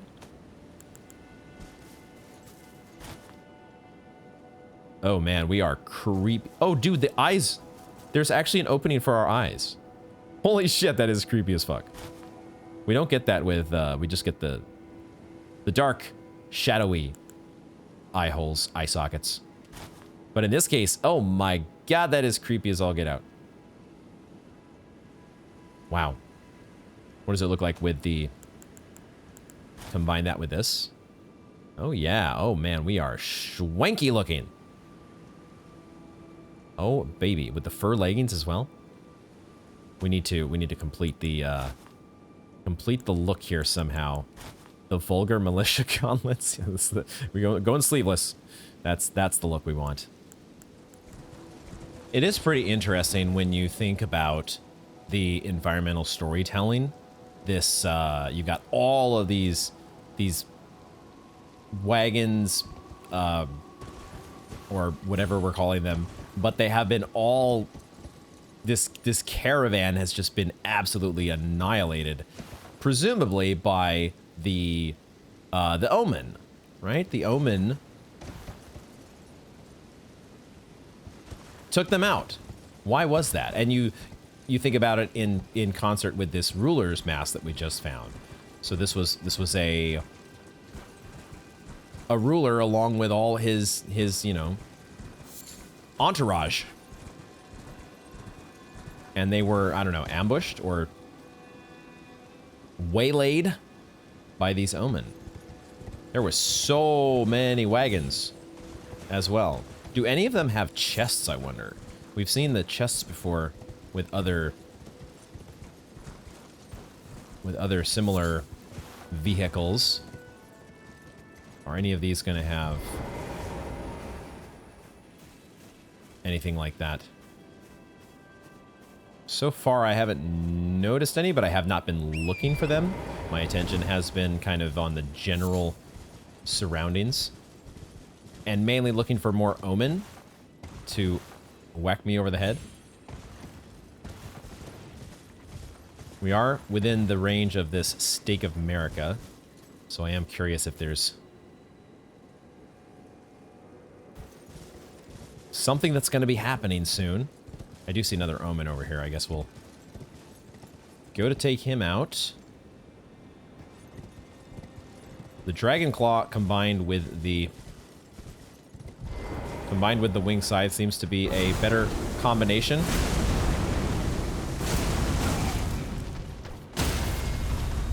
That was nice. Was not expecting to get a stance break. I was just spamming R1 to try to get a follow-up attack. There we go. Okay, that worked out pretty well. Those guys do give 1k. 1k plus runes, which is nice. That is not bad at all. There's another item up here.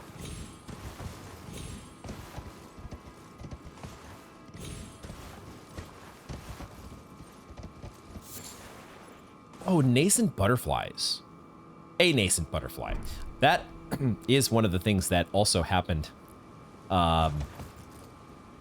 in the footage that was lost. There were a couple nascent butterflies that I looted from a corpse near the Rotview. The Rotview lookout point. We picked up a crystal bud here. Isn't that supposed to be like a Liurnia thing? Why are they found in Liurnia Lake? Why is it here? That's kind of random. I guess we're still sort of close to Liurnia. Is this supposed to be, you know, showing us that I don't know. I might be trying to read in too much to the presence of a crafting item. But I feel like these details are important. They at least have some level of importance, I think. At least I like to think they do. I like to speculate. I like to wonder. Looking for a potential cave entrance over here. It doesn't look like it. The music is very kind of haunting. Has a very... What's the word I'm looking for? It's a very subtle piece of music. It doesn't grab you like some of the other... Well, I don't know. Can't really say that any of the overworld music has really necessarily grabbed me. I'm not saying it's bad. I'm just saying that it's like the Godric tune was great. It grabbed me, and it had this you're just into the music immediately. Other pieces of music are still really good, but they're just much more subtle.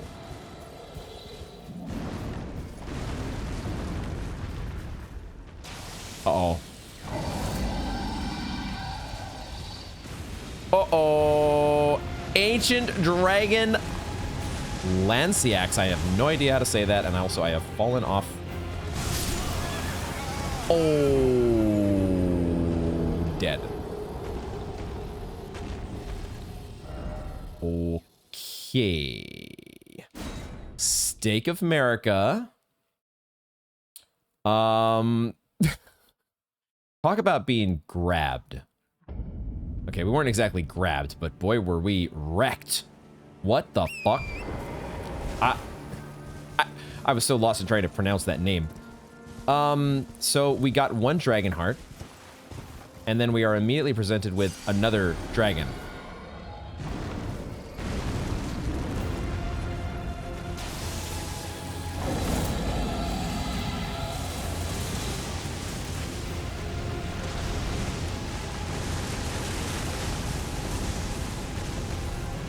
Can I hit you? I'm probably just missing. Okay, I can hit you and I do no damage. So, can we run? Can we run? People run. People run. People run. This is fine. We're just running from the dragon that one-shot us. This is fine. Now, okay. I admittedly did hit the dragon in the foot. And I hit him with a winged scythe, which I don't know if it's supposed to be more effective or not. But... holy shit. Holy shit.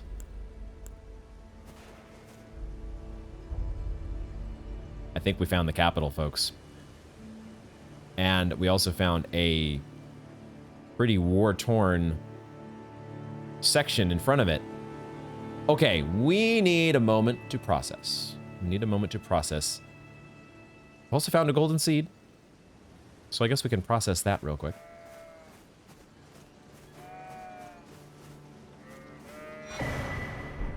I just didn't really feel like I didn't feel like taking on that dragon, which one shot us the first time with whatever the hell electric. That thing was cool as hell though. Let's be honest. Like I do love fucking dragons, and this one instead of fire breathing, I need to go look at it again because I was not able to process that the first time. Okay. 2 breaths in. 1 breath out. Relax. Relax.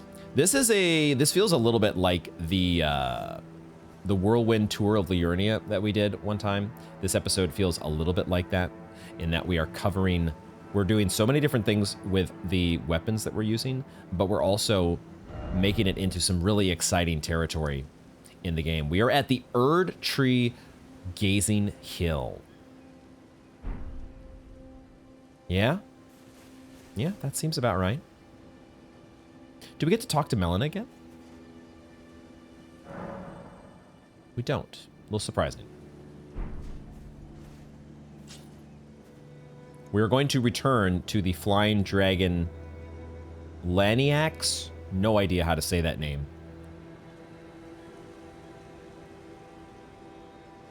Are we pressing on toward the capital? This is such a view. We're getting now a chance to see these ethereal banners much more up close. What can we make of them? Oh shit, look, it looks like there is part of the Elden Ring. Is it Godric's rune? How do we just go to status, right? I see the 3 rings. Yeah. I think the 3 rings, although there's 4. There's actually the center ring, which we don't see in Godric's, right? Godric only has the 3. They're also they're not really full circles. We see they kind of tail off. There's only part of each circle. These are like full circles. Not sure if the detail's important. Don't know if it has to be related to Godric in some way though. The fact that these are ethereal makes me wonder if they are connected in some way to all the stuff we saw in Liurnia leading up with like the ethereal phantom creatures that were part of, I'm presuming Radagon's forces, but then again, Radagon's forces were kind of fighting against the spirits at one place in Liurnia on the highway. So are they Renala's Horses? What the hell? Also, we've got this staircase leading up to... This has to be the capital, right? This has to be the capital. These statues of the tree sentinels looks like what we saw outside of the Grand Lift. And maybe this road, there is kind of feels like similar these little what are the smaller, I want to call them pillars. I feel like I say pillar for everything though. They're not pillars. They're, what are they? The stuff that's by the side of the highway, this feels like a continuation of the Liurnia highway. And I'm curious to see where that road leads. I would think it would lead to the other side of the Grand Lift, right? If we're looking at the map and we're facing down here, yeah, this road is going to connect with the Grand Lift. Which I'm guessing we should not be able to operate, but we are on the Altus Plateau and we have gotten essentially to the other side of the lift. This is wild. This is wild. And we've got a big old freaking flying dragon.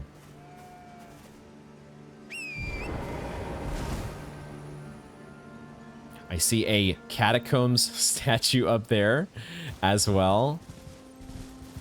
I hear a scarab up in some ruins up here. Some Lux ruins. Lux ruins. How many Lux? How bright exactly are these ruins?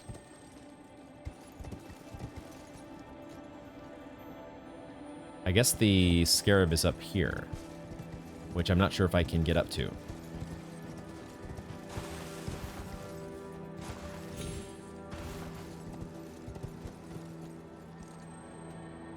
I don't know if I can get up to that scarab. Oh, demi-humans. All right. Well, at least we got some familiar faces finally. Oh, and they're pretty weak. Nice. Enemies dying in one hit is a good sign. Like that. Lightning-proof dried liver. Okay. A new type of dried liver. Come on down, buddy. The water's fine. Come on down. You know you want to party. Don't be shy. Trina slowly. I would have guessed, yeah, that the dragon is gone. The dragon has zoned out. Phased out. What exactly? I'm wondering what type of element that dragon was actually attacking us with. Was it lightning? It did have a very electric feel to it, but it was colored like pinkish. It was a whirlwind, to say the least. It was an absolute... My head was spinning, just hoping and praying that I wasn't going to get zapped by one of those dozens of lightning bolts that was hitting the ground.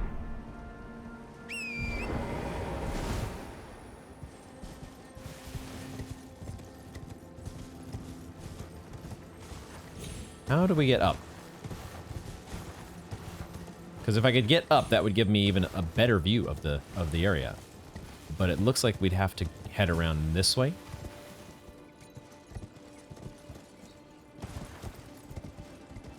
I am not going to be able to make this jump. I don't even know why I'm trying. Never mind. That's why. Because I guess I was hoping that there would be a little part of the cliff that Torrent was going to be able to latch onto. Is that... Could Torrent even make it up this way? How good are you, Torrent, at scaling... scaling a cliff face? This feels like this was, or is, a battlefield. This is set up and barricaded like a battlefield would be. We've got ballistas. And we have these tents and banners like we have seen in other encampments, except these are gold. And I think the symbol is very different. So I don't know if these are Could these be Godfrey's forces?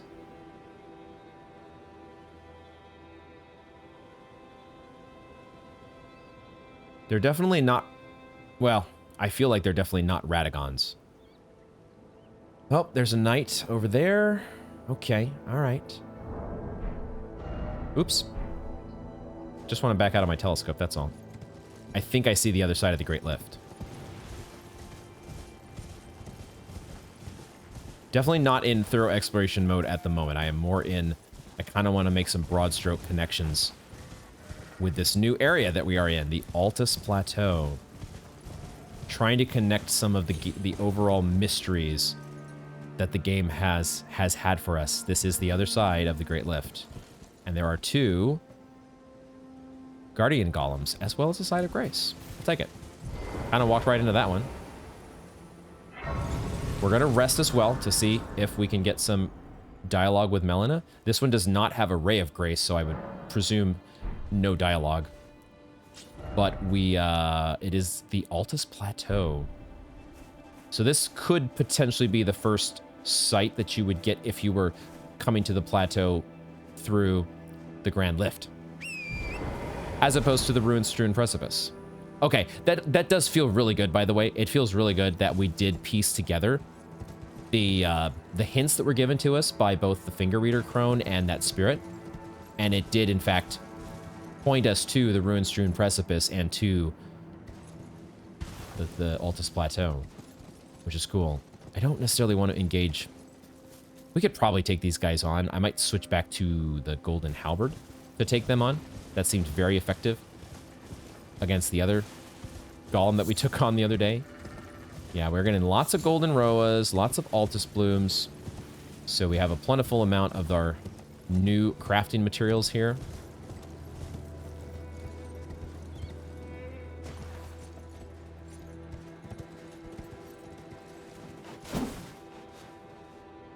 And boy, do we have a view. We have a view that we've never quite had before of Liurnia. Fascinating. This is the Frenzied Church, I think, up here. Oh, it's getting so gloomy, though. No. Did it switch to foggy because I got close to Liurnia? I don't like that. I want to keep my visibility. Oh, maybe it just got rainy. Huh. Boo. Elden Ring is such a gorgeous game. But I do hate when it gets rainy and overcast, because then I can't see that beauty. It does feel like there might be a cave or something down this way. Something in this direction.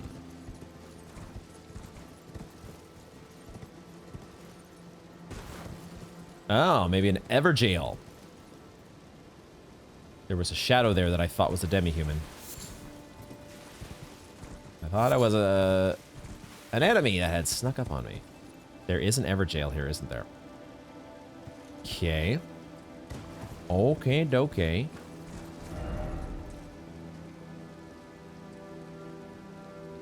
I think we need to get here if we want to get the map.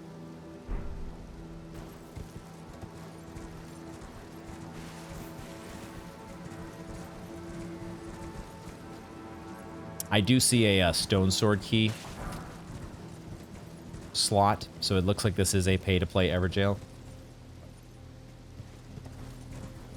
Not going to do that at the moment. Still kind of in survey mode.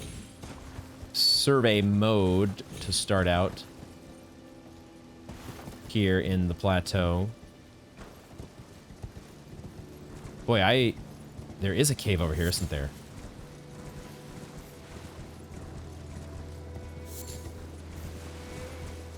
Or it's just a tunnel. Oh, it's one of these dudes. From Liurnia. And then these guys that were in the Ruin-Strewn Precipice. What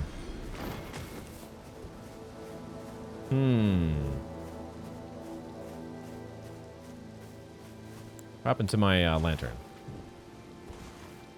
I died to the dragon. That's what happened to my lantern.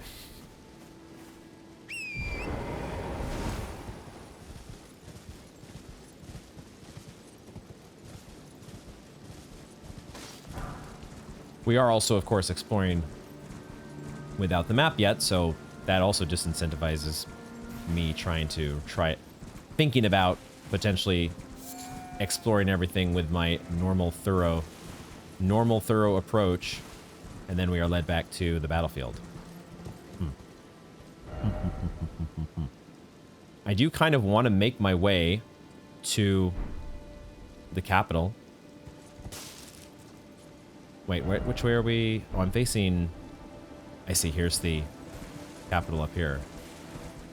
Oh, this battlefield area kind of... This is kind of an encampment to the side, to the west side of the big area. If I go up here...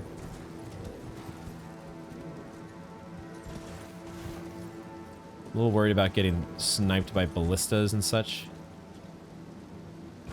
Could we potentially just make a run for the capital?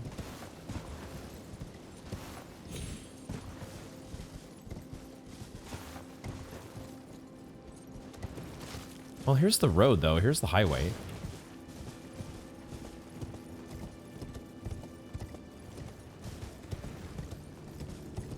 Everything's safe on the highway, right? Nothing can happen to us here.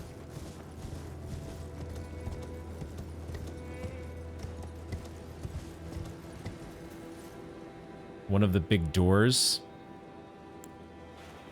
at the end, slightly open. There's a side of grace here as well. We're definitely in survey / whirlwind tour mode, which is fun. It's a fun thing to add to our Elden Ring adventure from time to time. I'm going to put back on this Erdtree's Favor. Don't really need that extra FP at the moment. What is the... Let's rest. Just keep checking for Melina dialogue just in case. This one does have a Ray of Grace that I didn't quite see at first, I think. The Altus... Oh, look who's here! Oh, shit! Bach has joined us. Where the hell did you come from? How did you... You must have made it through the Ruin-Strewn Precipice. Just following right... How did you get past the dragon? That's what I really want to know. Bach the seamster, at your service, master. Ready to make adjustments to your garments. Bach just makes his way. He just follows along. No worries about ginormous electric breathing dragons. You still can't alter my garments for shit, though. Oh, going so soon? Please. I do wish I knew your secret, though, of traversing so safely and easily. Okay, there is a big old archer hanging out on this set of ruins over here. Let's go take him out. I'm gonna switch to... I'm gonna keep the Winged Halberd, actually. We're gonna keep this. And we're gonna keep mixing in Dragonclaw. Because I like those. I'm having fun with those. And we'll just keep pressing on forward in our... Oh, okay, I didn't see these guys. In our helter-skelter method here. That felt like that would probably be overkill. But the Dragonclaw is just so much fun.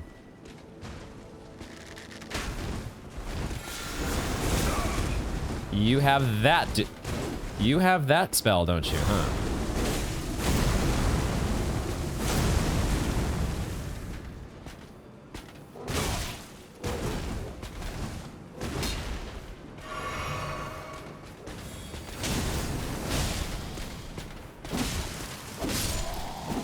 Okay, okay. Kind of liking this scythe. Kind of liking the scythe, I gotta say. Old Fang ×3.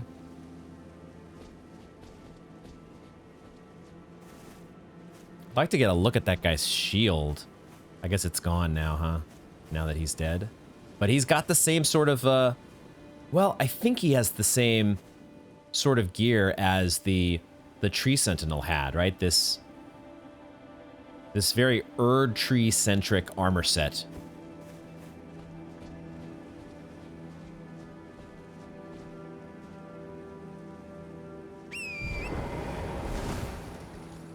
Keep making our way forward. Looks like we have... Okay, there is kind of like a side route around. I hear a scarab. An invisible scarab? No, that's an animal.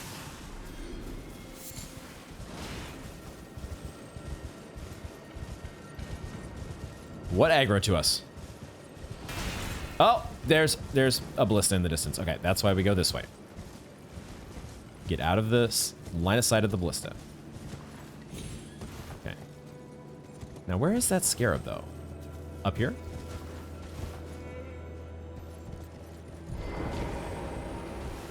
Can the ballista see us over here? Oh, there's a scarab on the other side. I think there's... Yeah, okay, there's a crimson scarab here, and there's a cerulean scarab, I think, on the other side. It just... Well, can't see it from that vantage point. Any other ballistas?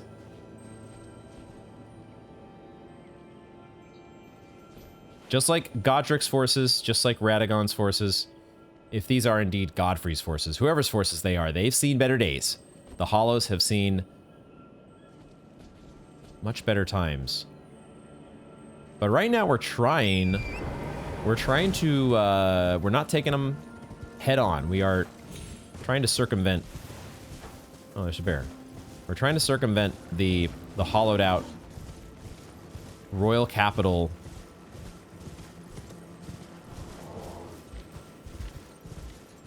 Forces. Oh no, there's a rune bear. Oh shit. Well, you try to circumvent one set of forces and you run into a whole nother gnarly set. Did he see us? Or is that the bear from behind? I think that's the bear from behind. Oh, here's another cerulean guy. Do we need any flasks? We're good on flasks. Interesting that there's these alternating sets of scarabs. Crimson on one side, cerulean on the other. It's an interesting touch. We've seen it multiple times now. Oh! God damn it. Stay moving. Don't stop. Don't make yourself a sitting duck.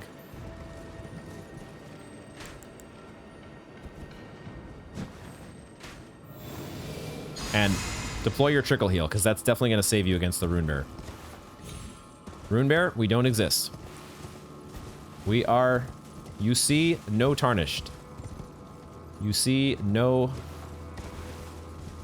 Nobody on horseback making his way up to the capital via the side path.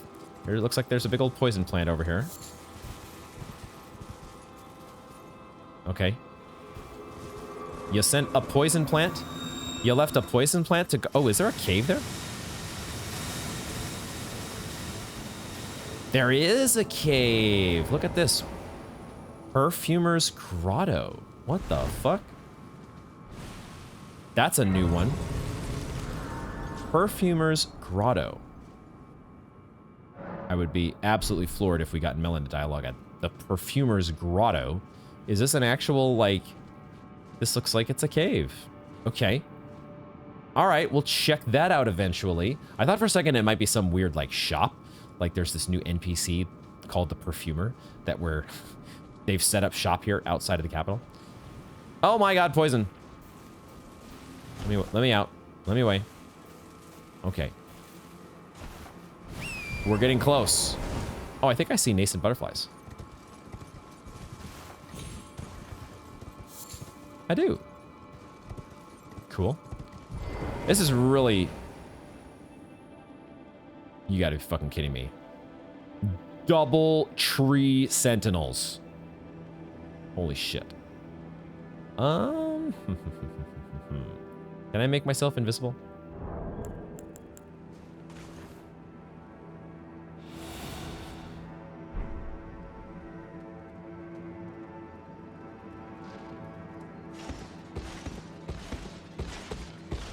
He's started patrolling, okay. He's doing his patrol, but he's not looking this way. That's all that matters. That's the only thing that matters. Dude, look at this fucking place. Holy fucking shit. Let's go for the side grace. And hopefully there's no tree sentinels or dragons that are ready to annihilate us before we get to the capital outskirts. Yo! I just realized I think we made it to the map. Now the question is, which map did we make it to? It's gotta be Altus. Oh, wait a second. Oh shit. This might be Altus East. Oh my god. Okay. So we could have gone and gotten the map here as well. So it looks like we could potentially get both the map for the capital and the map for Altus East. Ooh, man, this is so... Oh my god. Okay, we have to take at least a moment here to just fucking look around.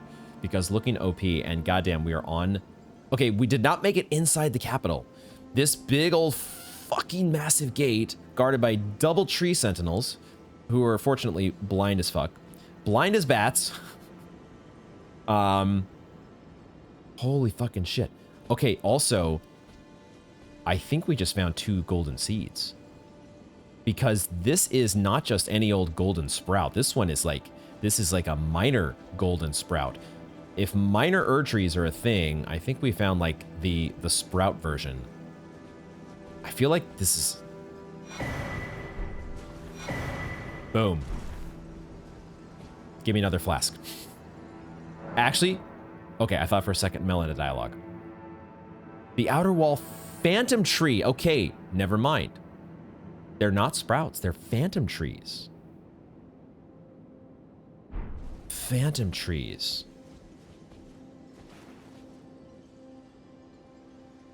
They do have a bit of a kind of a translucent quality. So if these are phantom trees, maybe we can just refer to the blue translucent folks out in Liurnia. Are they phantoms as well? As always, rhetorical questions.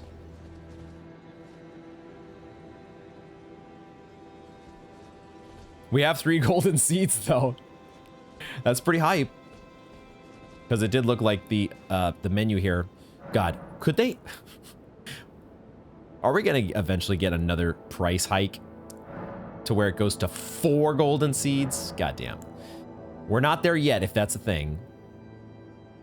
But we can get to 10 flasks. Let's fucking go. It tells us. It tells us. I promise you, this is a blind playthrough, okay? I don't know. The only things I know about this game are the things that I am telling you beforehand that I know already. And I definitely don't know what the progression is of golden seeds. But, I mean, once they start hiking up the price from 1 to 2 and then 2 to 3, it's only natural that eventually you're going to get to 4, right? Let's enjoy our 10 flasks at least. Oh, I can't level up yet. I mean, I could level up. Maybe I should level up. Because we're getting close. We're kind of in the ballpark and we have lots of runes pickups that we've gotten. We got a nice little piggy bank once again. This is so fucking awesome. I don't think I'm going to pick up this map yet because I don't know. As much as we've been in survey mode, I don't think I'm quite ready to say, like, I'm still going to adhere a little bit to my rule of, like, we're waiting on a place at least until later to get the map. But there are so many... My head is kind of spinning, and I might be at that point where we've done enough for one day. Okay, here's what we're going to do. Here's what we're going to do. We are actually going to level up.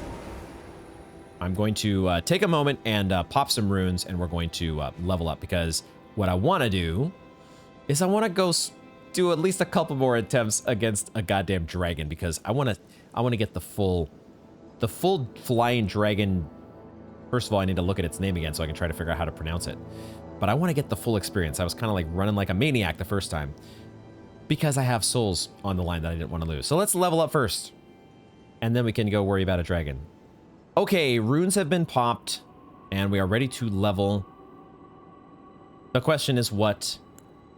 We should go mind, probably, right? Or we keep working our way up in faith, because there are still more incantations that we want to have access to that we don't yet. We could do that. We could do that. I'm gonna go mind for now. Let's try to maybe we go like mind and faith, keep those relatively even with each other. But again, we can always respec later when we find Renala. So that kind of takes a bit of the burden off. So let's go mind for now. And now we can go fuck around with the dragon. I have no idea if I have the right setup here. I would imagine that, well, if it's a lightning dragon, then maybe it's resistant to lightning. And we also saw that the magma worm was not very susceptible to lightning. So the usual rules of Dark Souls may not apply. Either way, let's go and die a little bit. Let's go and sacrifice ourselves at the altar of not magma worm Makar, but the abandoned coffin here. And see about... First of all, we want to see again this incredible, this holy shit, amazingly incredible. I think I actually want to also not have the winged scythe, probably. I think I want to switch back to the halberd, which means I probably need to switch my... Yeah, we need to go back to the samurai gloves. So we stay medium load. There we go. Let's get off of Torrent and let's just, first of all, before we do that, hold on here. I don't even know if this is an enemy that I am capable of beating right now, because holy shit, it did so much damage to me. And we did so little damage to it. So so we're just gonna get to the Stake of America first of all. That was not a bad, I was worried about aggroing some of the omens, but none of them aggroed, so we don't have to worry about that. But let's just apply the stuff that we've been doing. We'll put on our wondrous physic, give ourselves the blessings boon at whatever good it's gonna do, and the golden vow, and get to it.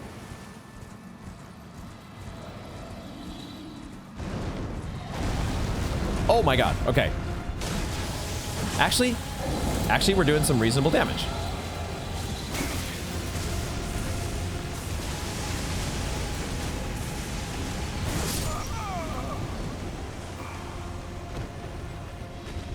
Dude, this thing is so fucking badass, and it breathes fire.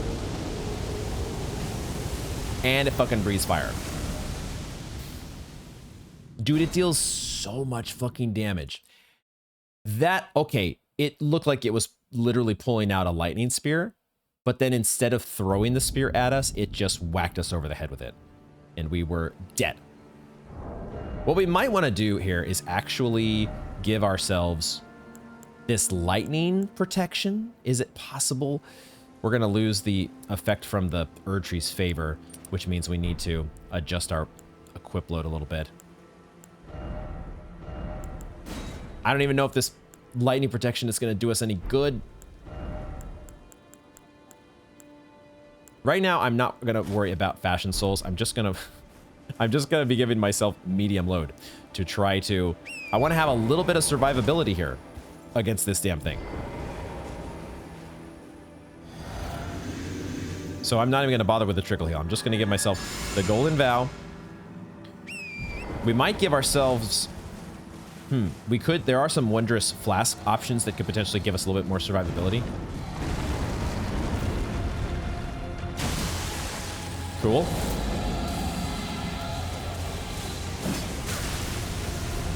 I think that did help us in the damage department. I just did not roll at the right time. So, okay. I think that the lightning bolts that hit us definitely were doing less damage. It would be nice if we didn't get hit by those at all. Maybe I need to keep my distance a little bit more. This one's a toughie. I wanted to get a taste for the boss. We're doing okay damage. Like, we're not doing I didn't mean to do that. What I meant to do is I want to switch over to my lightning spear and just see how that does. We're gonna apply the golden vow one more time. But we're also going to try some lightning spears and see how they do.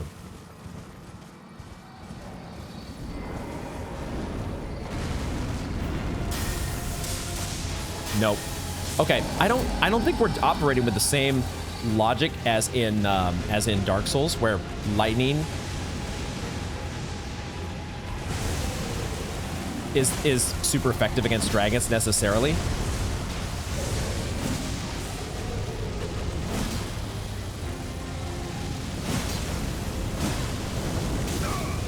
Ow. Shit. Oh, there's a aftershock there or something. Okay. Damn. Didn't roll in time.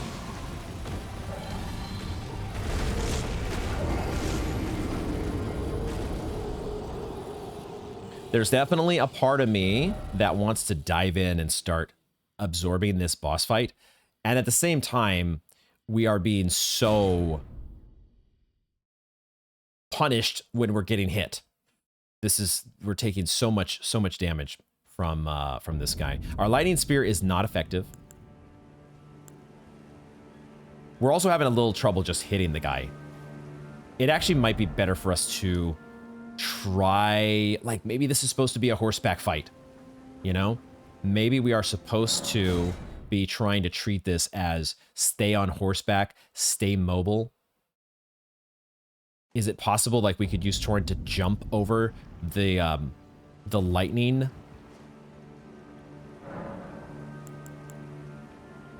Let's think about this. We're not going to spend, we only have a little bit of time left in the episode, but I do just want to be in a little bit of,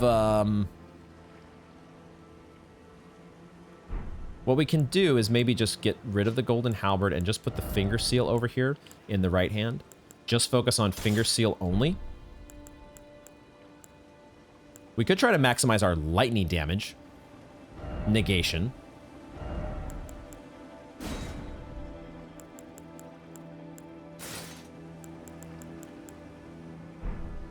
So I guess the Banished Knight set is already doing pretty good at that. What gives us the best lightning defense here in these options? This is already sorted by damage negation, but it focuses on physical.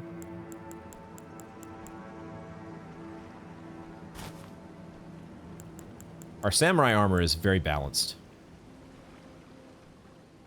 This does much better, well, a little bit better in lightning, but we lose a lot of physical damage.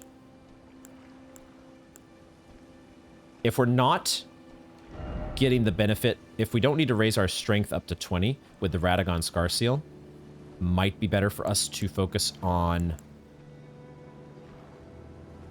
something else.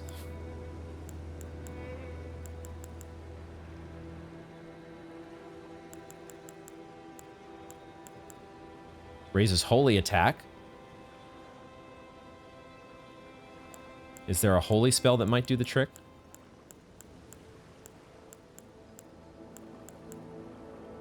Maybe we just go with the general Erdtree's favor.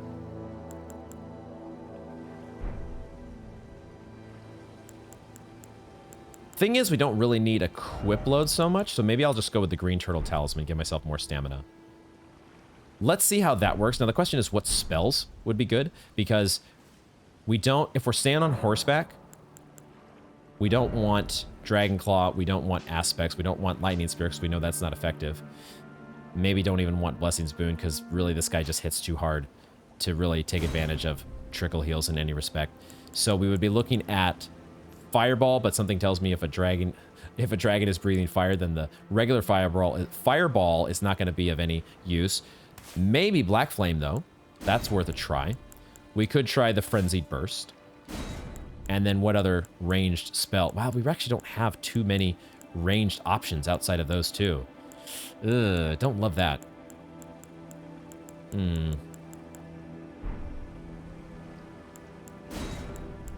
I guess we do have a Flame Fortification spell, which we might as well use. Okay, Yeah, I guess. We're just going to give a couple more attempts on this guy before we call it a day. I don't expect to be getting victory. We're just getting some practice reps, trying to learn the moves, trying to get a little bit of gauging how our strategy is going to play out. I did not adjust my Flask of Wondrous Physic. Let me actually just do that real quick. We'll just get a little bit of a better flask. And maybe I'm going to leave my flasks at 6/4 because if we are casting a lot of spells, we might need the extra spell casts potentially. Assuming we survive long enough. I don't know that we are going to be surviving very long though. Oh, we should boost our faith, right? We should boost our faith. And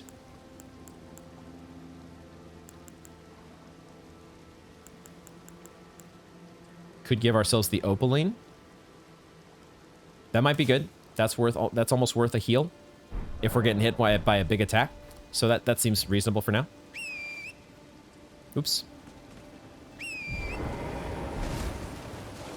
Give this a couple more tries. And also I might give another try on the pronunciation of our flying dragon.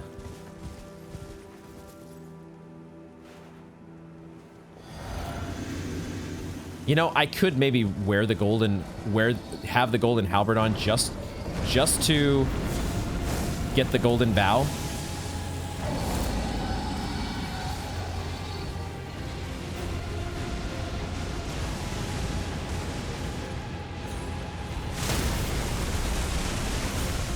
So much for jumping over. So much for jumping over that thing. Black Flame's not bad. We could go shield. We have not done the shield in a while. Now that we are, if we're just focusing on the seal in the right hand, we could bring a shield back. Didn't even think about that as a possibility.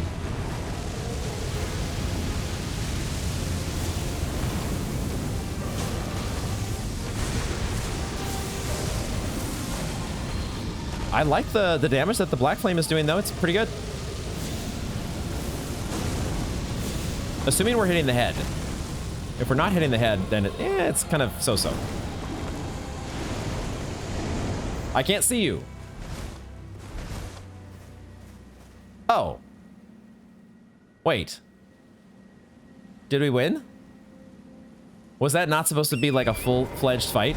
Were we only supposed to battle you to 1/3 of your health? Or take away 1/3 of your health, and then you let us go? Because you're like, I'm not interested anymore. Is that what just happened? Out of my game. I don't think so, though. I think we're probably...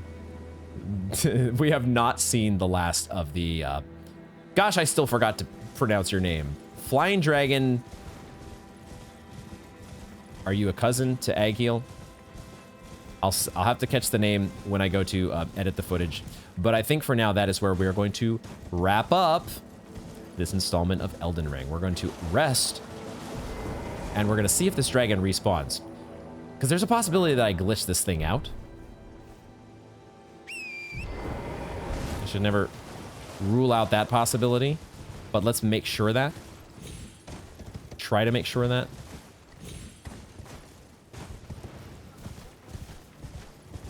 Did we just glitch out the dragon somehow? I think it was intended for us to only battle the dragon part way. And this is going to be a fight that we reconvene at a later date. So that is where we're going to wrap things up for now. But holy shit, what an episode. We made some inroads. We made some serious inroads into the Altus Plateau, as well as the outskirts of the capital. And we have so much... I want to go back here, actually, because I want to see, did the dragon come to life? Is it possible that that was the flying dragon that we saw previously here? No. No. I think this one's dead. This one's dead. Right? Dude, do things look different, though? Oh, I think we're coming here at daytime. We only came at night before. So things do look a little bit more illuminated. Can we see at all, though? We're facing... Oh, that faces... to the east. So if we wanted to look where we have been today, we'd have to go out here and look over in this direction.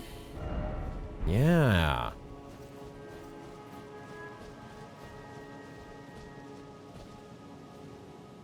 Oh shit, I think I see. I think I see where we snuck past the tree sentinels. It is not well textured up here.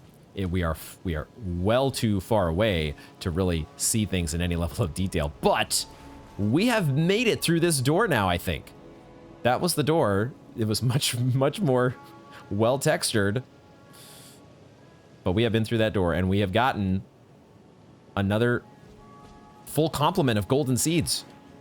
We have another flask, and we now have at least a brief survey of part of a cross section of the Altus Plateau. And now I am really interested. I'm still undecided if I want to commit to exploring this area or if we're going to focus on Caelid, right? There's still, or if we're going to focus on the rest of Liurnia. Where do we go? Where exactly do we proceed from here? I will be doing some mulling over off camera to try to figure that out, because there's so many of these places that I want to explore in detail. It is very helpful knowing that the map for this area is just up the road. And who knows if we're actually going to get this where we've been bumping our heads. Actually, have we already? I think we have already expanded the map farther northward than we had previously. This border that we know is only going to expand as the game goes on. I think we've already bumped it up today. I'll have to go back and look at the footage and see if that's what we did by going up through the Ruin-Strewn Precipice, the Coward's Passage. But we did take down a boss. We took down the magma worm, and we sort of took down another dragon, but the fight has only just begun. Dude, this game is fucking awesome.